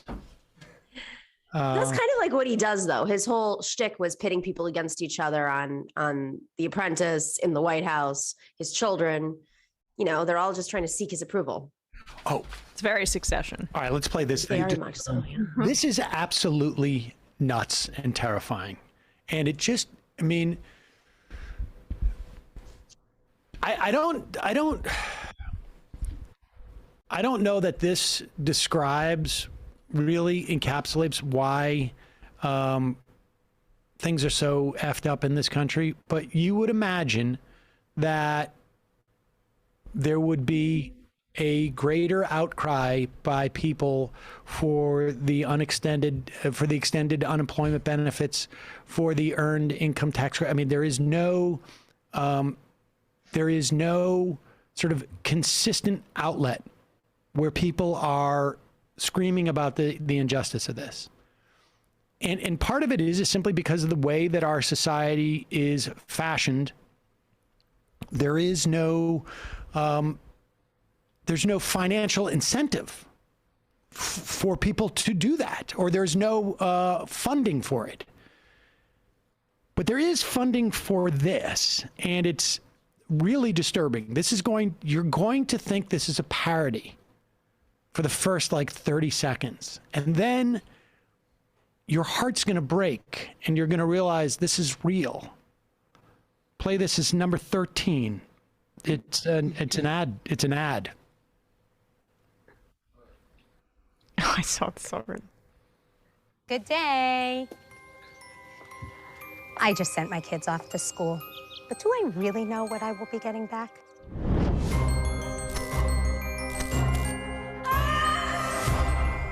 Honestly, this is troubling. I mean, let's face it. Our kids are being virtually brainwashed by woke messages in schools and in children's literature. Why teach young children that something is inherently wrong with their body, their color, or their country? Why not teach values such as personal responsibility, courage, freedom, and the willingness to sacrifice for such values?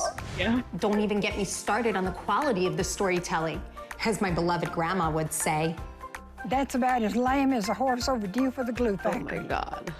That's why I was so happy when my good friend Christine told me about Heroes of Liberty. A new biography series for children that was created to do something that once was obvious. Great stories. Oh my God. With tales of kids who lived inspiring lives and who were devoted to the values that made this country great. Oh, cake These making. books are Such a value. created by world-class illustrators and writers and are delightful and as American as apple pie. I bought this. We can't change the school systems overnight, but we can reclaim these magical moments of bedtime. She's crying. Yeah, please read me the Amy Coney Barrett one, Mom, again. I'll tell you something. I found this just terrifying. Yes. Because they came off, like, first off, she looks strikingly similar to Kirsten Sinema, and but the attitude is right there, right? Like it's sort of like a new spunky, hip, yeah, but it's also sort of like self-deprecating and it's deconstructive. Like, I bought this pie. Like it is. This is incredibly sophisticated propaganda, it seems to me, and it's terrifying. And the images in A Bad Situationist, or if you've seen Parallax View, same, that the series of images when they're talking about like the history, same idea. Like, I'm going to juxtapose Amy Coney Barrett and Ronald Reagan with George Washington and Lincoln, like, and the Tin Man, and the Tin Man, and the Westerners, the Western set. That was crazy. Like, what is that supposed to be? Well, when she says it's American as apple pie, too, like, let's not get it twisted. They're also very deliberate in the way that the two women in the ad and their children are racially. I mean, that's John Wayne, German. Thomas Sowell was. They did the book thank about Sowell. you. Good for them. Unbelievable. Who's behind this? Do we have a sense of like the group that's nothing? Don't know. Hidden some C4 LLC. Don't know. Hillsdale College. I mean, honestly, like, it's all the same money. It really is. It's really extraordinary. And we have nothing like that. I mean, we do though. I mean, there are a lot of like independent bookstores. It's just, see, I differ. Like, I go to these stores and I get my friends' kids these books. They're really cute books about like women in leadership and like how to be an astronaut, how to be like president, blah, blah. We have that. And it's wonderful that we have that. They just, it's well funded on their end, and they have a well-funded, propaganda effort to push it forward, and they have fear base. Like there's no similar mobilization on the left where parents are like, I'm terrified that my children are being indoctrinated into the right in our schools. And like, yes, in red areas, I think that's a legitimate concern or whatever. But the reality is that kids, there's a reason that the younger generation is almost always to the left of their parents' generation, and that's because you can't avoid the woke indoctrination. Kids are just too kind-hearted, and they eventually figure it out for the most part. As also our country, I mean, I partly don't think this is going to work, and it's not supposed to hit everybody. It's supposed to hit just a few here. It's like when you have the map, when you have the courts, when you probably going to have the Senate and Congress, it doesn't matter if you're trying to indoctrinate every single kid in America. It just matters that you have 20% of the next generation or 15% or whatever that is, because this is a undeniably more diverse generation than ever before. And they're fighting that, and they know that that's what they're fighting. Also, just for some context, one of the editors of these books is Bethany Mandel, and here is a tweet she had about COVID. You cut out. Well, we'll read it here. Heroes, you can call me a grandma killer. I'm not sacrificing my home, food on the table, all of our docs and dentists, every form of pleasure, museums, zoos, and restaurants, all my kids' teachers in order to make other people comfortable. If you want to stay locked down, do. I'm not. Okay, so she actually does want to sacrifice docs and dentists and teachers and grandma. Well, not hers. She just wants to make sure that there's enough of a supply to keep providing them for her. I also would imagine that her grandma's probably passed away already. She had a later tweet where she was lamenting the death of a young person from COVID too. I wish I could find that quickly, but it's a good juxtaposition for the callousness of let's just be done with this and not care. And then turns out that it's not just 81-year-olds that are about to die anyway that are dying from this stuff. Can we show that tweet again? Because there's something in there that juxtapose that with Mitch McConnell's comments that. Pro-America stories at the top, the first one. Yeah. Wholesome pro-America stories in juxtaposition to woke America. Like if you're diverse, you're not pro-America. If you're talking about diversity, you're not pro-America. Okay, Mitch McConnell. I do think this is like something they're going to start. We thought he was saying the quiet part out loud. I think they're going to say it out loud over and over again. You're talking about when he said, if you look at the voting rolls, that Black Americans can vote at the same rate as Americans. Yeah. Well, that was part of what I was trying to say about the clear casting choices there. And the moms are at home as they should be in that ad. Yeah. But she takes They don't have to bake though. Yeah. They can just sit around. But she's not square. Yeah, right. Like she'll go to the store and say, "This is my apple pie, but I actually bought it." Relatable. It's do CrossFit too. It's so hard to mom when you're indoctrinating your kids at the same time. Clown Shoe Mike, referencing the son of a bitch. This was the moment Joe Biden became president. Bourbon Socialists, I really respect Doocy's dedication to asking different questions from his colleagues, no matter how stupid it makes him look. I really detest this class of commentators that include Barry Weiss, but also includes Dave Rubin and Tim Pool, who think the biggest problem in the entire world is that people are sometimes called out for saying stupid shit. How many times have we heard the same line from Rubin? The left is calling everyone racist, has been updated to the left wants everyone to act collectively against the virus. Doocy is a lib, Hannity is a bigger B. I don't get it. Teacher Dan, my foreign exchange student is Ukrainian.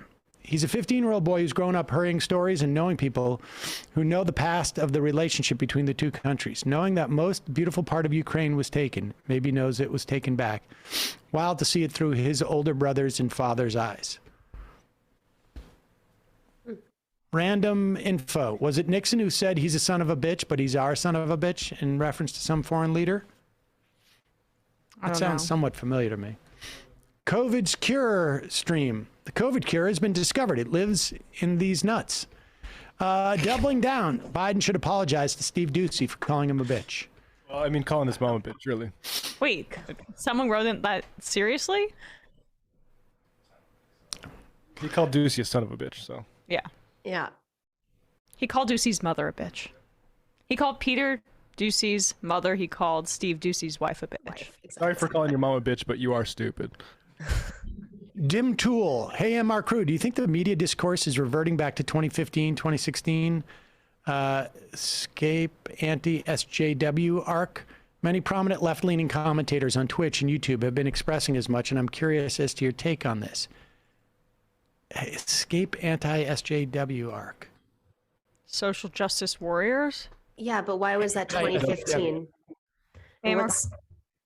I can't quite follow. To and especially, maybe that means especially anti-social justice warrior arc. Was that happening in 2015? Yeah, I think so. For a while, no? I mean, I think that's like Dave Rubin and stuff. No, I mean that was Jimmy. Mm. Secular talk. that kind of stuff. They were doing that in 2015. I don't know. I don't remember. I mean, I think there's like a, wokeness is there's a narrative that, like, I think I toyed with when I was in my earlier 20s, or like when I first started, right? Like, wokeness is limiting the Democratic Party's potential, or the progressive movement and stuff, which I just think is a way that to like not be inclusive of non-white people. Right. Well, it's the same thing as anti-PC. It is. Yeah. The way I used to describe it was it is the vapor version of racism. Right. It's just, it has just been sort of, it's more of like a gas as opposed to a solid or a liquid at that point. And it's also a liquid form of just, what's the term for it when you're focusing solely on economic issues? Reductionism. Class reductionism. I mean, and that's, I think, like that's often very exclusionary towards people on the left who often need more inclusion and protection as well.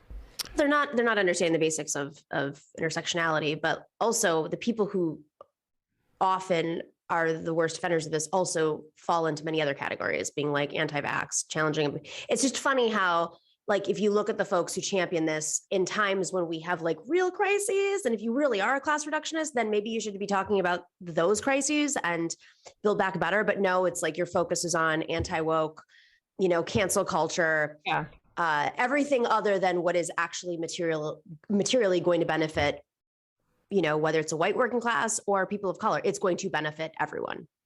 I'd say the difference is that it's more politicized and aimed at institutions now. Like, it used to be video games and like that stuff, but now it's CRT, and you have this like the woke it's sort of like a woke argument like that against the teachers, right? Like, you're too sensitive to the real world, and you should actually just get out there. But I think it's evolved. Ronald Reagan, I think we should show solidarity with the Ukrainian people. The question is really about what kind of help will be the most effective. Indeed. Gamer81024, which charity should I donate to? I think Give Directly is a good charity to give to. I mean, that's just the one that I do. There's data. We just saw a new report that came out that shows, and it's early. They did a study where they gave single mothers, I think it was $300 a month. Yeah.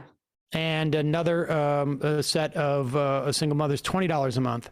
And after a year, they could measure a not huge, but a significant difference in brain activity in their 1-year-old babies. And it's going to be a 4-year study, and it's not clear that brain activity necessarily translates into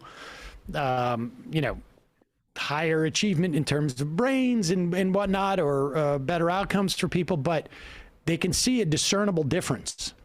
And so giving money to people directly, I think, is the best, is the best type of charity. And Give Directly allows you to do that.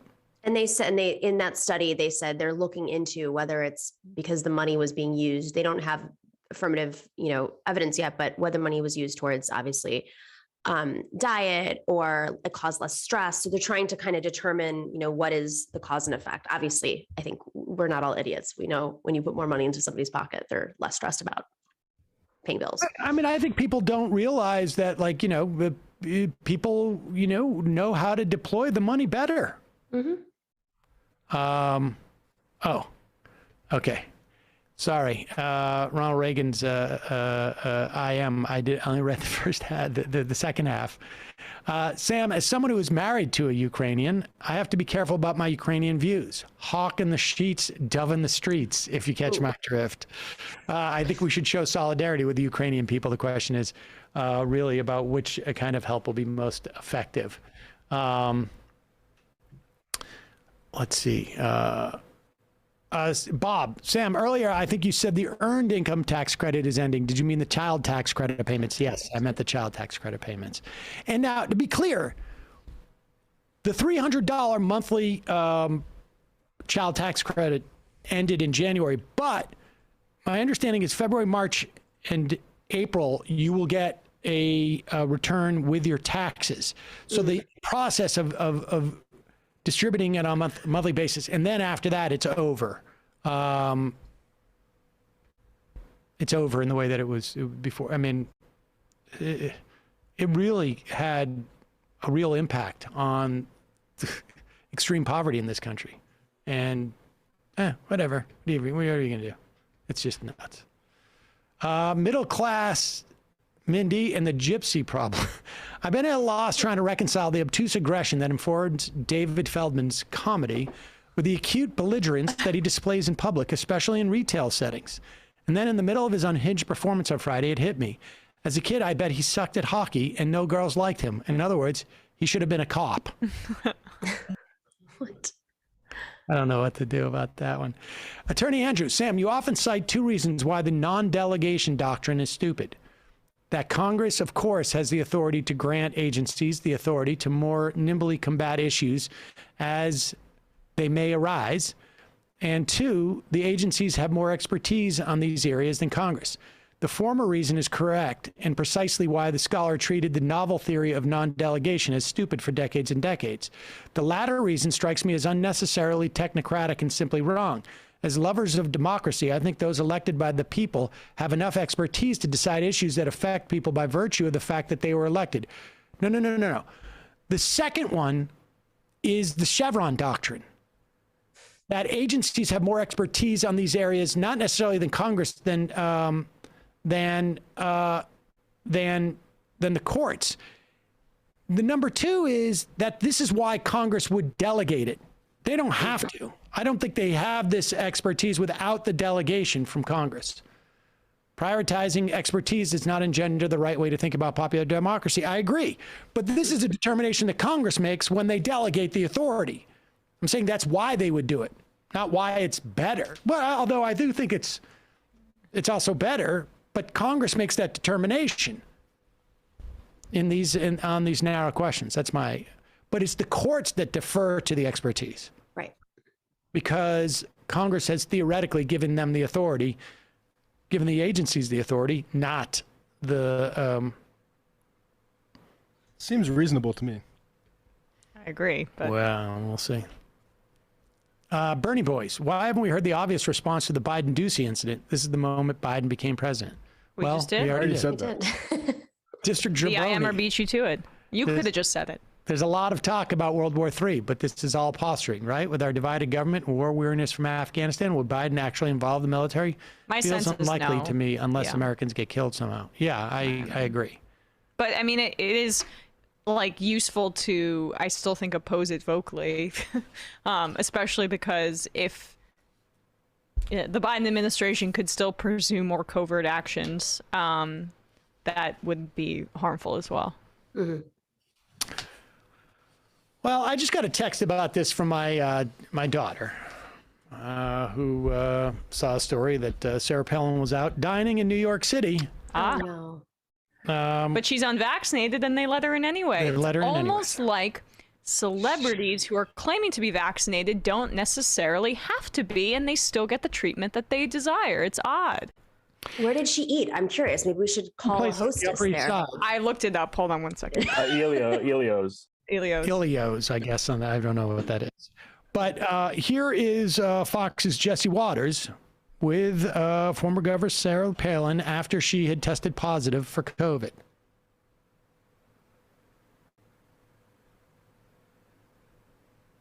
And former Alaska governor and GOP vice presidential candidate. Wait. So Governor Palin... Pause it. Why didn't they have her come into... She's in town. She's in New York.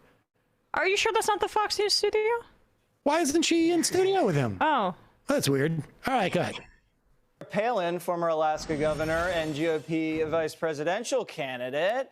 All right, so Governor Palin, when you see Maher finally come around on COVID-19, does that make you feel glad, or you kind of feel like, oh my gosh, what took you so long? Did they bring her on to talk about Bill Maher?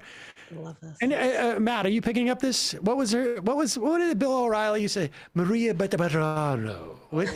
Bocelli. Waters is completely lifted Bill O'Reilly's cadence. Oh, really? Yeah. Oh, yeah. Oh, Bill O'Reilly chose him. He was his handpicked guy. Yeah, handpicked guy. Well, and let's just be clear, by the way, Fox News is obsessed with Bill Maher. Last week we covered how Dana Perina says that he should be the Democrats' presidential nominee. Oh my God, what? I missed this. Because he's speaking some sense on COVID. So this is these are his new bedfellows. Not that it's so weird. Not that it hasn't been a transition already. Because who's watching Bill Maher? Nobody. Now conservatives, I guess. A little too late, because he's done a lot of damage to just truth and the cause of justice. He really has. But yeah, like you said, welcome to the team. I say welcome to the team too. I guess we'll take him because he does have a voice. This is madness, though. This COVID overreach, overregulation, overreaction. It's a shame that it's become a red and blue issue. I don't know who decided that this was going to be one that was going to be politicized and weaponized. Science, a virus that has turned into something that is just something to control the people. Well, that's exactly what it's become, and it's a shame. And I think that somebody like Bill Maher, who finally gets it, I think that's indicative of a lot more people coming along board. I think you're right. I think there's millions of people who watch Maher and like him and are very relieved he finally said what they've all been thinking. So, Governor, it was all over the news today. You came into New York. You got a big slander trial versus the New York Times for defamation. And right before the trial started, pause it for a second. The media said you caught slander for defamation. Text Jesse. What is this? Oh, you can text Jesse. That is amazing. We should get everybody to text Jesse. He is so bad and incoherent. Yeah. She's the pre-Trump before Trump, but in so many more ways than we've talked about in terms of her politics. She's also pre-Trump in the run-on sentence category, because it starts. The thing is, Trump can actually land somewhere. She's thrown in there absolutely cold, no idea even what the question was asked, and she has to piece it together through context clues, and she just rambles. She starts saying the O words in a row, it's outrageous. It's this and. Oh, I'm feeling fine. It's really embarrassing. My COVID brain fog. It's red, white, and blue in America and patriots, and Bill Maher is right all along. So she just adds the tag at the end. It's sort of and that is why the book is good. Yeah, it's like a classic. I'm going to repeat the question back to you. What is the book about? The book is about the thing that you ask about the theme that is in the book. Yeah. And that is what is in the book. It's she knows she just can't say yes because that's not good television. So she needs to ramble for a minute and a half before she says, "You're right, exactly." Oh, it's a 200-word count. Here I go. Freedom! Government control, science, good, but bad, but you, but I. Word salad. Today, you came into New York. You got a big slander trial versus the New York Times for defamation. And right before the trial started, the media said you caught COVID-19 and all hell broke loose. Is that true? Is that actually what happened? It is. And of course, I can't talk about the case. Blame that on my attorneys. But Jesse, yes, having COVID, evidently, as of this morning, it being confirmed. And that it is what it is. So the trial's postponed for about a week, but I mean, but I'm totally fine. You look fine. You feel fine. It seems like you feel fine. I feel absolutely normal. Yeah. Okay, but they had to push the trial back because you tested positive. Is that what happened? He can't even hold his... And I don't know if I'm the only one who tested positive, but I did, and yeah. But, wait.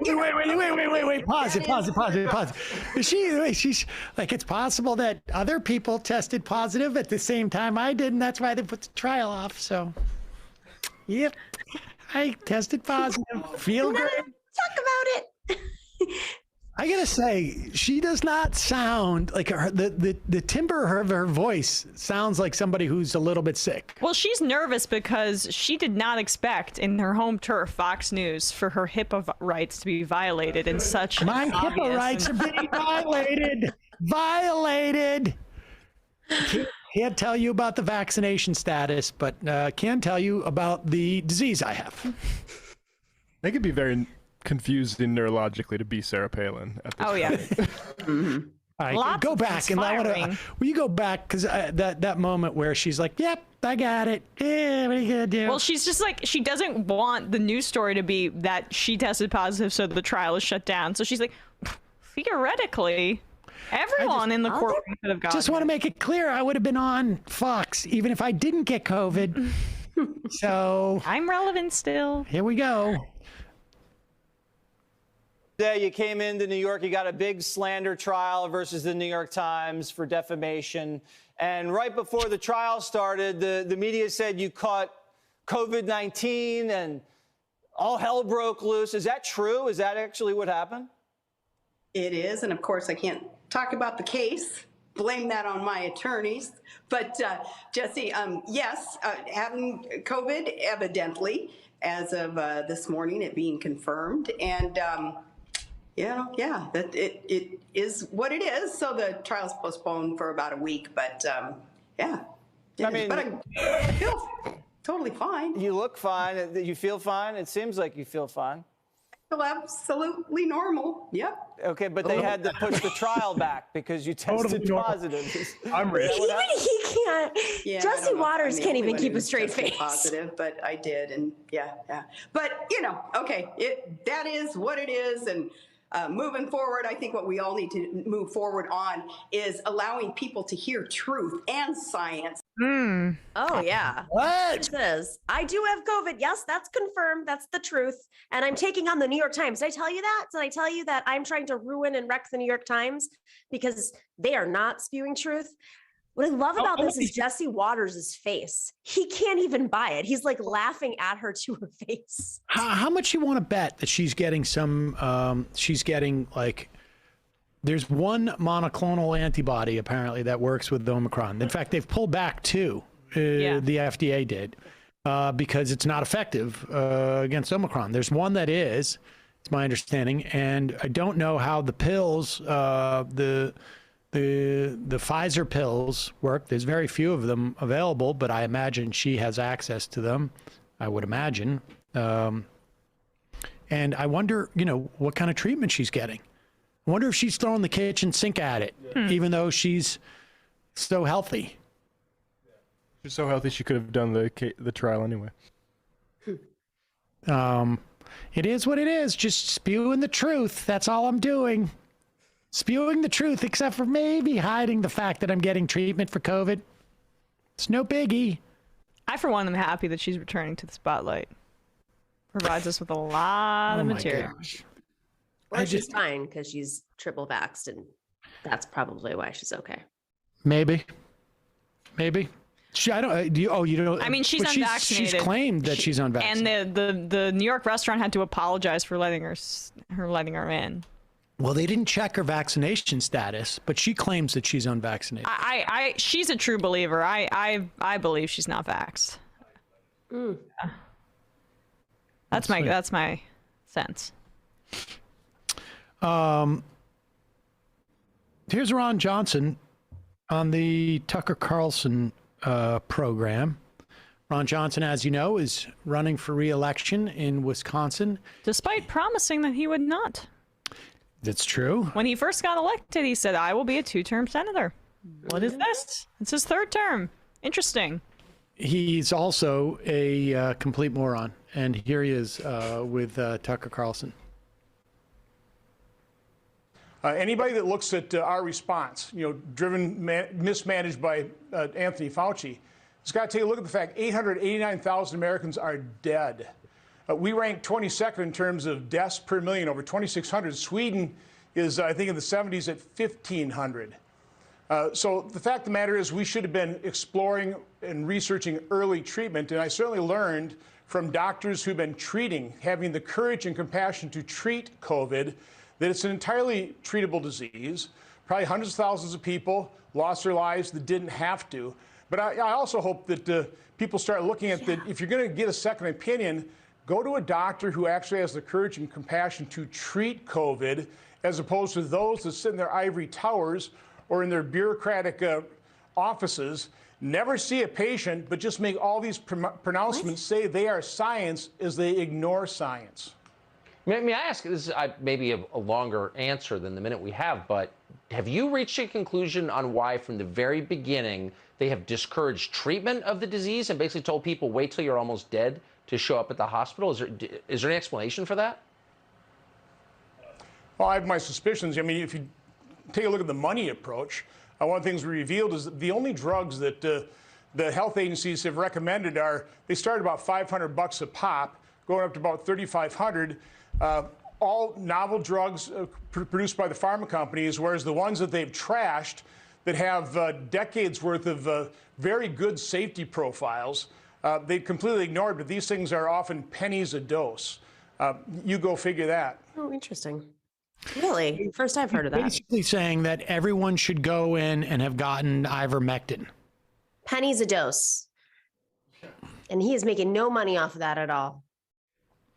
Ivermectin. I mean, here's the thing, though, is that he's suggesting that we shouldn't have had anybody vaccinated and that we should just focus on treatment and that everyone should get treated as soon as they get COVID. So everybody goes to the hospital or to their doctor to get their ivermectin, according to him, or whatever it is, hydroxychloroquine. As if, like this, we have a medical system that could have sustained even anything remotely. Like even if ivermectin worked, yeah, and you could, and you had millions of people go to their doctors to get ivermectin. That's still more than you're still taking it monthly to be prophylactic, right? Yeah. That's like you're still having to spend what you would on like a streaming service on ivermectin. Or is it just as a prophylactic? He's talking about treatment. So presumably it's. You find out that you have COVID. But are we testing regularly then, or what's that? You just magically know that that you have COVID because you don't want the testing companies to make all the money off of that. So whenever you think that you have COVID, you go in and you get the ivermectin. This is just sheer insanity. You go into the hospitals that are being fully funded right now and in rural communities, you know, it's really easy to get to those hospitals and get that treatment. They're not overflowing. And by the way, as a man in an ivory tower, I'm giving you all of the scientific advice that you need because I am a senator in an ivory tower, but don't listen to Dr. Fauci, an actual doctor. No, but he says doctors in ivory towers. Like, I'm curious, dude. Like, there are some crazy doctors out there who say take ivermectin and you can get chiropractors. Yeah, well, no, but I know of a general practitioner who is Trumpy, and I've heard stories about like the not believing in vaccination. There are them out there, but the general medical consensus is against what Ron Johnson is saying. Yeah. And notice how Tucker is only focused on like preemptive care is also treatment. And that's what vaccination is. You are preemptively or preventatively, I should say. Preventative care is also treatment. You are making sure that your body is best positioned to deal with this novel virus that has killed over 800,000 Americans at this point. So, in like, a sense, also as a mask too, and shutdowns in a weird sense. And how would the vaccination be any like cheaper than the mass ivermectin? The vaccination's free. No, but I mean, but I'm saying like the pharma but I'm stuff. saying like, you know, yeah, we're paying the big pharma's making billions off this, but like the production of ivermectin, like how would this all happen? Like, how would you get, like, they're already running out of ivermectin to the extent that they're having to ask, people not to eat the veterinary version of it. And so if millions upon millions of people, we had 1 million kids last, the week of January 18th get COVID. There's no ivermectin supply where you all take this. It's just insanity. There's a new study from researchers at University of Michigan and Boston University. This was published by Las Vegas Sun today. We also know the financial toll of the ivermectin craze. In a research letter published Thursday by the Journal for American Medical Association, they estimated that Medicare and the private insurers, so this doesn't count Medicaid, but Medicare and the private insurers wasted an estimated $130 million last year on ivermectin prescriptions for COVID. And what fraction of people actually did that? Yeah. I mean, what fraction? As if like ivermectin was going to be nothing. It's really. What I understand is, so are they saying that vaccines just don't work? Like, I can't That's keep. implicit. I mean, it depends on which charlatan you're talking about, but yeah, I mean, the people that go on like the Dark Horse podcast, they were talking about, and on Joe Rogan, for instance, meaning Joe Rogan's COVID gurus were saying that ivermectin was a near perfect prophylactic for coronavirus, and which is an insane thing to say, and something they stopped, saying, and now they're mad at CNN for different like horse-based stuff. But I mean, how irresponsible was that? But. Jer McLean. What's with Don Jr. in his teeth? It looks like he's getting used to dentures. He's looked like that for a long time. 10 long gnomes. Sure, judges rule against Ohio maps, but the already gerrymandered legislature just voted again on basically the same thing. State-level solutions, even courts won't solve this. Infertile turtle. Infertile turtle. Oh, sorry. Is there a good place for viewers to submit clips for a review? I have a couple. I think you guys should run in fun half. Yeah, send them to majorityreporters@gmail.com. Milk Power Forward. Turns out Bobby Kennedy Jr.'s name came up in the Epstein flight logs during the Maxwell case. Figures. Huh. Wow. My understanding is that was pretty limited. I'm trying to remember. I think, honestly, the anti-vax stuff is really more the issue. Cheryl Hines is distancing herself from Bobby's making an Anne Frank comparison today. Oh, wow. Yeah. I don't envy her position. Wyoming Ryan, nurses' suffering is normalized, much like parents suffering after their children are killed in school shooting. We've normalized death in general here in America. Lack of healthcare access, opioid epidemic, and guns. Why would we assume COVID would be treated any different? I mean, we literally, there's a quote here from some folks about epidemiologists, this article, how epidemiologists want Biden to react to the pandemic. But there's a quote here from some of them, Celine Gounder, Rick Bright, and Ezekiel Emanuel. They said, in recent years, the U.S. has accepted as many as 35,000 hospitalizations and 3,000 deaths per week from influenza and respiratory syncytial virus, RSV alone. I mean, so basically that's what Biden and those people are thinking. We've had times where we've hit 3,000 deaths from influenza and stuff. That's just what will allow it to get to here. And we've seen this throughout the pandemic, right? Like we've allowed that amount of death. It's nuts. And let's be clear. We're talking about closer to 15,000 deaths a week right now. And it's not just seasonal. That 3,000 figure is nowhere close. That would be 150,000 annual deaths. And we don't have, I've seen never any figure, like the largest I've seen is somewhere like between, because they estimate it, but it's somewhere between 30 and 60,000 deaths a year from the flu. They're extrapolating from a bad flu week and saying, oh, we can do that all the time. Exactly. This is what the tolerance is on any given week. Another angry Xer. My long COVID has lasted about 21 months now. No signs of improvement. I've read numbers closer to 30% for adults. I'm sorry. I hope you get better soon. Juicy. It's mind-blowing how indoctrinated we are to view austerity as given in regards to COVID. I suggested to my conservative mother that we need to implement a UBI until the pandemic is over, and she looked at me like I was insane. Also, Nomi, will you be asking Richard Wolff about his anti-vax mandate stance? Oh, right. When he did that whole, yeah, I'll do it. Definitely. Tune in. Rory Gatto. What the F does Barry mean with I'm done with COVID? Can I be done with capitalism? Yeah, exactly. I'm done with the Black Plague. Exactly. It's so insane. So entitled. Also, why is HBO allowing this? I mean, they've been I don't even watch his bill. I mean, I don't care about like that. It's just, I mean, people can, but my point is just like, why is Bill Maher still on air? I mean, I don't know of anybody that really watches that show, but that's my liberal bubble probably. So Philly Special, glad to see you finally uploading clips to conservative Facebook again. What? Does that mean just regular Facebook? Wait, who's This content is sorely lacking on that platform. We may have stopped on Facebook. We may have stopped on Facebook just because Doocy was on vacation.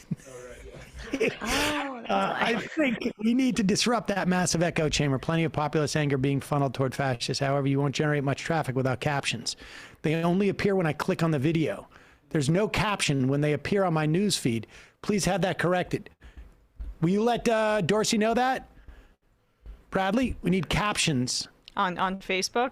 Yeah, the publishing, I used to do some Facebook publishing. It's very confusing. You've got to do a title and then copy and paste the title into the description or else it won't show up. So all right, you're gonna tell Doocy. There's same people whining about stores and restaurants being short-staffed when everyone is out sick. Yeah, I know, it's insane. It's just insane. Illuminati kids. America's far more equipped to do business with disasters that are job creators like 9/11. We have no time for welfare queen disasters like COVID. Big Fauci. Sammy, you're spilling all my gabagool. You better watch yourself or I'll let COVID know where you live, capiche? and trauma. Barry Weiss acting like getting past COVID is like beating a quest in a video game. I got my vaccine and I was told I'd be done with this. Like, oh my God, is this real life, ever evolving situation? Pay the consequences of our inaction. It is insane to me when people say that. Yeah, it's like Barry Weiss learning from a Palestinian professor. I'm so done with this. And you are too. But the whole thing with like, I was told that if I got the vaccine, like, what, are you free? I was told by Apple Care. That's what those people are. I was promised that any variant to COVID I would be immune to. Where is the manager? Yes. Manager. But that's it. It's they're entitled. They're used to getting what they want in life. So the same people who are used to getting whatever they want in life suddenly don't understand science, that we all have to do this together. Yeah, but it's so insane to me that somebody's actually like able to articulate the words like, I was promised that COVID would be one way, and now you're telling me it's the other way. And like the most uninformed person in the world. It's hard for me to imagine them saying this, but someone who was a New York Times columnist, who has access to virtually any very well epidemiologist or any source of information in the world. Like, you know, within by March or April, we had people on this program who were saying like, we don't know what COVID 2023 is going to look like.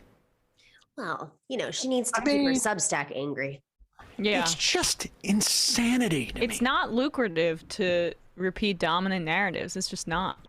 It's just, or like, you know, not even narratives, just to say facts when those facts make people make these babies who subscribe to her Substack, that makes them, it bums them out that COVID's still going on. But this, you know, like when I would go and interview, you know, those lawyers at that tort conference, and they would talk about stuff that they would find in discovery, and sometimes they couldn't talk about specifically what they were because they, you know, had come to some deal to you know, make their clients whole.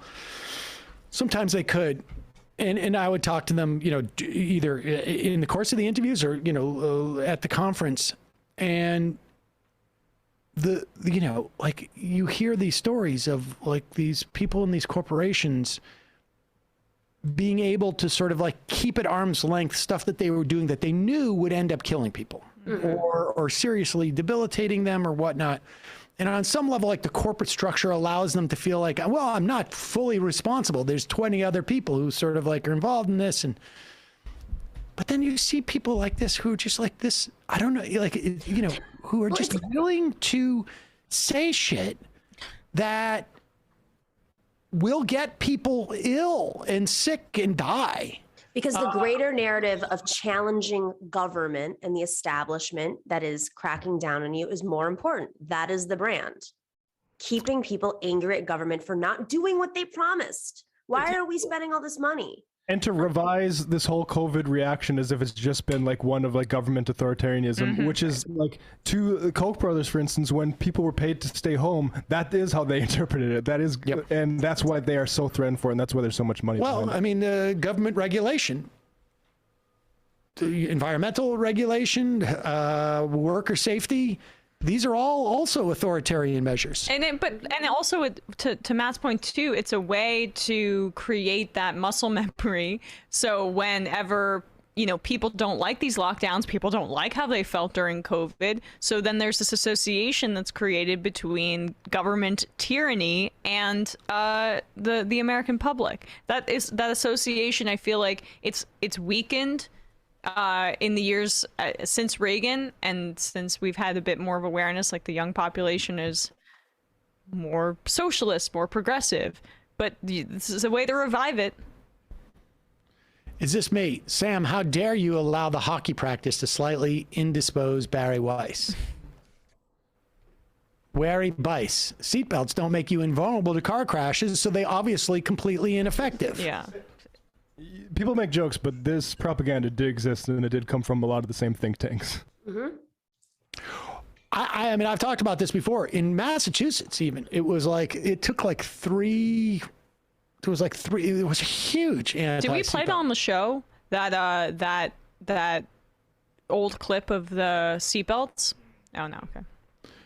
Eric from Iowa, it's funny to me how COVID tests and masks are so invasive on people's freedoms, yet those same people support forced ultrasounds before an abortion, or for Barry Weiss specifically, the open-air prison that is Palestine. That's right.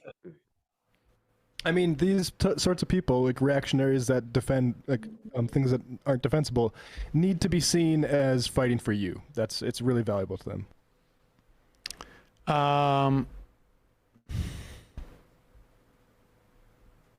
Sam's greased up calves. Going to skip that. Not very particularly interesting.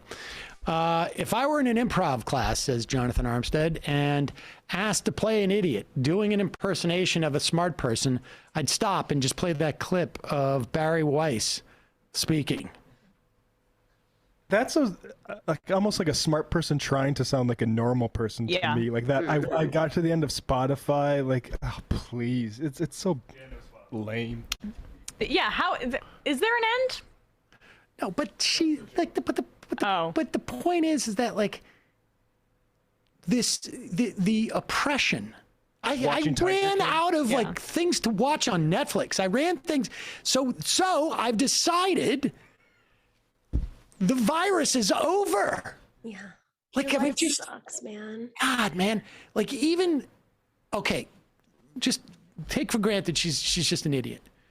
But like the idea that because all of your consumer choices, because you're such a boring individual, did you read all the books you could read? Like you made such like an ignorant, boring, consumerist like individual that you have exercised all of your options to entertain yourself, and therefore I'm going to dictate that the virus is over. It's just, and is this as if your entertainment is paramount? And let me like reiterate this point for I think the 40th time. Nothing is locked down. Nothing is locked down. Even in liberal hell here in New York and in California, where Bill Maher's studio is, there is no restriction on her life. None. But she wants to appeal to that agreement, and like Matt said, be like this smart, Ivy League educated elitist that she is, and then appeal and then get people to feel like she's one of them. Well, the reality is no one wants to hang out with her. She thinks it's a lockdown, but it's really her offensive personality. Nobody in her elitist circles wants to be around her insufferable. Yes. I am sure that she has friends. There's no doubt in my mind. Greenwald. No, I mean Thomas Chatterton Williams. Yeah, but the regular people watched Tiger King, did they not? I heard about that viral show. Should send her this show. She'll honestly, learn a lot. the Times should issue an apology. I really do think you. We actually should have fired her. We shouldn't have. We should have canceled her, actually. Yeah. Dalton from Pennsylvania. MF say, I'm sick of COVID. It needs to stop. As if somebody's individual choice is keeping it going. They'll say it needs to stop while also doing nothing to stop it. Embarrassing that this is the country we live in. Kids die. Later in the clip, Barry and Bill. Barry says that the only 800 kids have died. Like, that's no big deal. Horrible humans. Totally. Like that's like, and like those metrics, it's, you have to think like, okay, what does that mean for how many kids got sick and spread it to their parents? Yes. Right? Like just like the basic like extrapolations you would do if you weren't taking this like a sociopath. Burry Weiss. I know my liberal and progressive friends are with me on this, but they've all gone as far as ignoring my calls and not replying to my emails to avoid talking about it. I might add, this behavior goes all the way back to high school and college, by the way. All right. I'm going to read 8 more of these. Mark Monkey. As a Flint native and low-level content creator in Flint, my eyes light up anytime we're brought up, and that happened with Weiss. She never bothered to look at our hospital capacity, where Hurley Hospital is at 97% capacity as of January 14th, which was of last reporting. It's guaranteed to be worse now. To call her a journalist is a joke. She's another in a long string of bullshit merchants who never step a foot in our city out of fear of getting dirty from us poor, wretched filth. Bullshit merchants. I love that. Well said. Leland Holds. Barry's lying or just misinformed about CUNY. The administration wanted 70% of classes to be in person this spring before the Omicron surge. Classes and offices have been allowed to be remote until late February, only since last week due to pushback by our union. The issue is that CUNY students mostly wanted remote classes. Yep. In-person classes were under-enrolled, so many of those classes are still in danger of being canceled, and many adjuncts might lose their already precarious jobs. What a horrible human being she is. Margot from MMA, from Mass. To be fair to Jimmy Dore, this guy's got a British accent, so he must be smart. It's so disgusting how hateful these people are of disabilities. Why is it discountable that people with so-called illnesses die? This is the amazing thing. It's like, if you eliminated the black people in this country, Donald Trump won huge numbers of... Yeah. Like the idea that we're just going to separate the hundreds of thousands of people who died, who had some type of pre-existing condition, from the totals. It's just, if you take off the touchdown that was scored by the defense, you didn't really win the game. Well, I mean, ostensibly, the argument is if you're healthy, you don't have to worry about it. But it's like, are you not coming into contact with these people? Like what? It's just insane. Well, again, it's white supremacy. I mean, this is rooted in people who are listening to white supremacist talking points that are tapping into someone's privilege, and suddenly their privilege is being challenged in a way that they're not used to. And then they want to blame the other. It's always blame the other. Travis from Pittsburgh. Death rate in the U.S. is 1.2%. And so if the entire population get it, then 3.3 million people will die. Jimmy is fine with that. And, you know, folks, it is quite possible that Omicron signals the end of this. It's also quite possible that Omicron does not signal the end of this, and the next variant will be equally as transmissible, but more virulent. Or more virulent and less transmissible. Mm-hmm. There's no, you can't negotiate with the virus. Colin from Nebraska, the American way of going into work sick is a rite of passage. At my first full-time job, one of the managers said, you can't take sick days until you come in sicker than a dog. Now, this was the state government, so we had sick and vacation leave. It was just how things were, but I was always super nervous about calling in sick if I had the sniffles, even though I was weeks worth of sick leave, because the idea is you always come in sick unless you're dying. Oh my God. Yeah, we've got a twisted Bob. Sam, earlier, I already did that one. That doesn't count. The timbre of her voice. Sam, any thoughts on Gold Rush apples? Honestly, just IMing to show off my new name. Champagne Commie. Sam, telling it how, unlike Glenn Greenwald, you're not covering the Biden son of a bee story with the angle that this is actually a huge attack on journalism. JK, LOL. Trash Weed. Barry Weiss, always behind the curve, is just parroting talking points from last summer. In addition to being a lying hack, she's perennially uncool. Jen Hexer. There's already another variant starting to peak in Northern Europe, B2. What happened to the one in Israel, too? There was something. Have we heard from that one? Have we heard from that variant lately? All right, 2 more. One ivermectin. Don Jr. is doing a James Austin Johnson Trump impression. And the final IM of the day.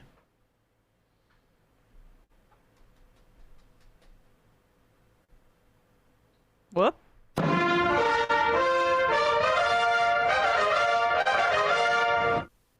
Oh boy. Binder Dad comments on Yelp for Elio's NYC, Sarah Palin's go-to restaurant where proof of vaccination checks are ignored, have been temporarily blocked. Oh. I wonder why. Matt, Bradley, Emma, Nomi, great job today. See you folks tomorrow. Bye. It might take all the strength I got to get to where I want, but I know somehow I'm gonna get there.